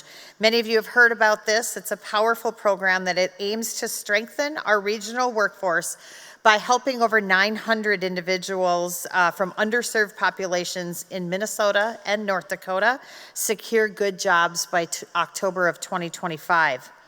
This initiative is focused on high-growth sectors of advanced manufacturing, precision agriculture and food, cybersecurity, and information technology. As we explore the future of technology and the wealth of opportunities it offers for your businesses, I encourage you to engage with our Good Jobs Challenge. This is opportunity for us to help you with federal dollars from the Economic Development Administration to upskill your current employees, committing to hiring our newly skilled workforce, or becoming a training and education partner and provider. There's a place for you. You can also explore joining our industry sector partnerships. These are actual partnership organizations to bring industry together with our great education leaders, with community leaders and elected officials to help us advance the work that we're doing. To get started, check out the cards on your table or visit with our workforce team members in the back. Visit our chamber website, fmwfchamber.com, for more information. Additionally, we are currently accepting applications for our Good Jobs Challenge grant opportunities. These awards are tailored to different needs, so we encourage you to review the requirements and the outcomes and eligibility criteria to discover how we can leverage these federal dollars. So this was $9.62 million that we received to help upskill your workforce. So we're very serious about this and really want to make sure we deploy all of those funds instead of returning them to the federal government. We hope to see you again this November for the Midwest Energy Summit with varying beliefs and many, many approaches to long-term energy production and sustainability. Robust discussions are pivotal to the reliability and accessibility. This event will be energized by dynamic speakers and panelists with diverse perspectives on trending topics and the future of energy. So I can't have you leave without one more major announcement. I'm excited to reveal something truly groundbreaking that my team has been working on hard in the last few months. And I'll just take it aside to say I'm truly blessed every day to be able to work with the professionals and the passionate individuals that put on not only this event, but help us to fulfill the mission of the Chamber. But we are announcing a new revamped program that will shape the future of our community like never before. For the first time, we're excited to announce a program called The Pulse. At the heart of our community lies a pulse that drives our growth and resilience. But to keep that pulse strong, we must tackle challenges and seize the opportunities that lie ahead. The Pulse is a platform where we'll bring together industry visionaries, key public figures, and those living and working on the front lines of our region's most crucial issues. From workforce development and education to public policy and health and safety, this program will be the heartbeat of our efforts to keep our community vibrant and thriving. Get ready to be part of this conversation that will shape our region. The Pulse is here and it's time to make a difference. You can learn more by visiting fmwfchamber.com, The Pulse. Stay connected with us and continue to engage with us with our initiatives, events, and programming. We look forward to seeing you soon. And a final heartfelt thank you for taking the time to be with us here today. And most importantly, to our thought leaders who have traveled across the country to share their insights with us. It's opportunities like this that allow our region to get stronger, that allow our businesses to grow and prosper, and to allow each and every one of our individuals in this community achieve the goals that they're trying to achieve. So thank you for your partnership. Thank you for participation. We look forward to seeing you soon. Have a great day.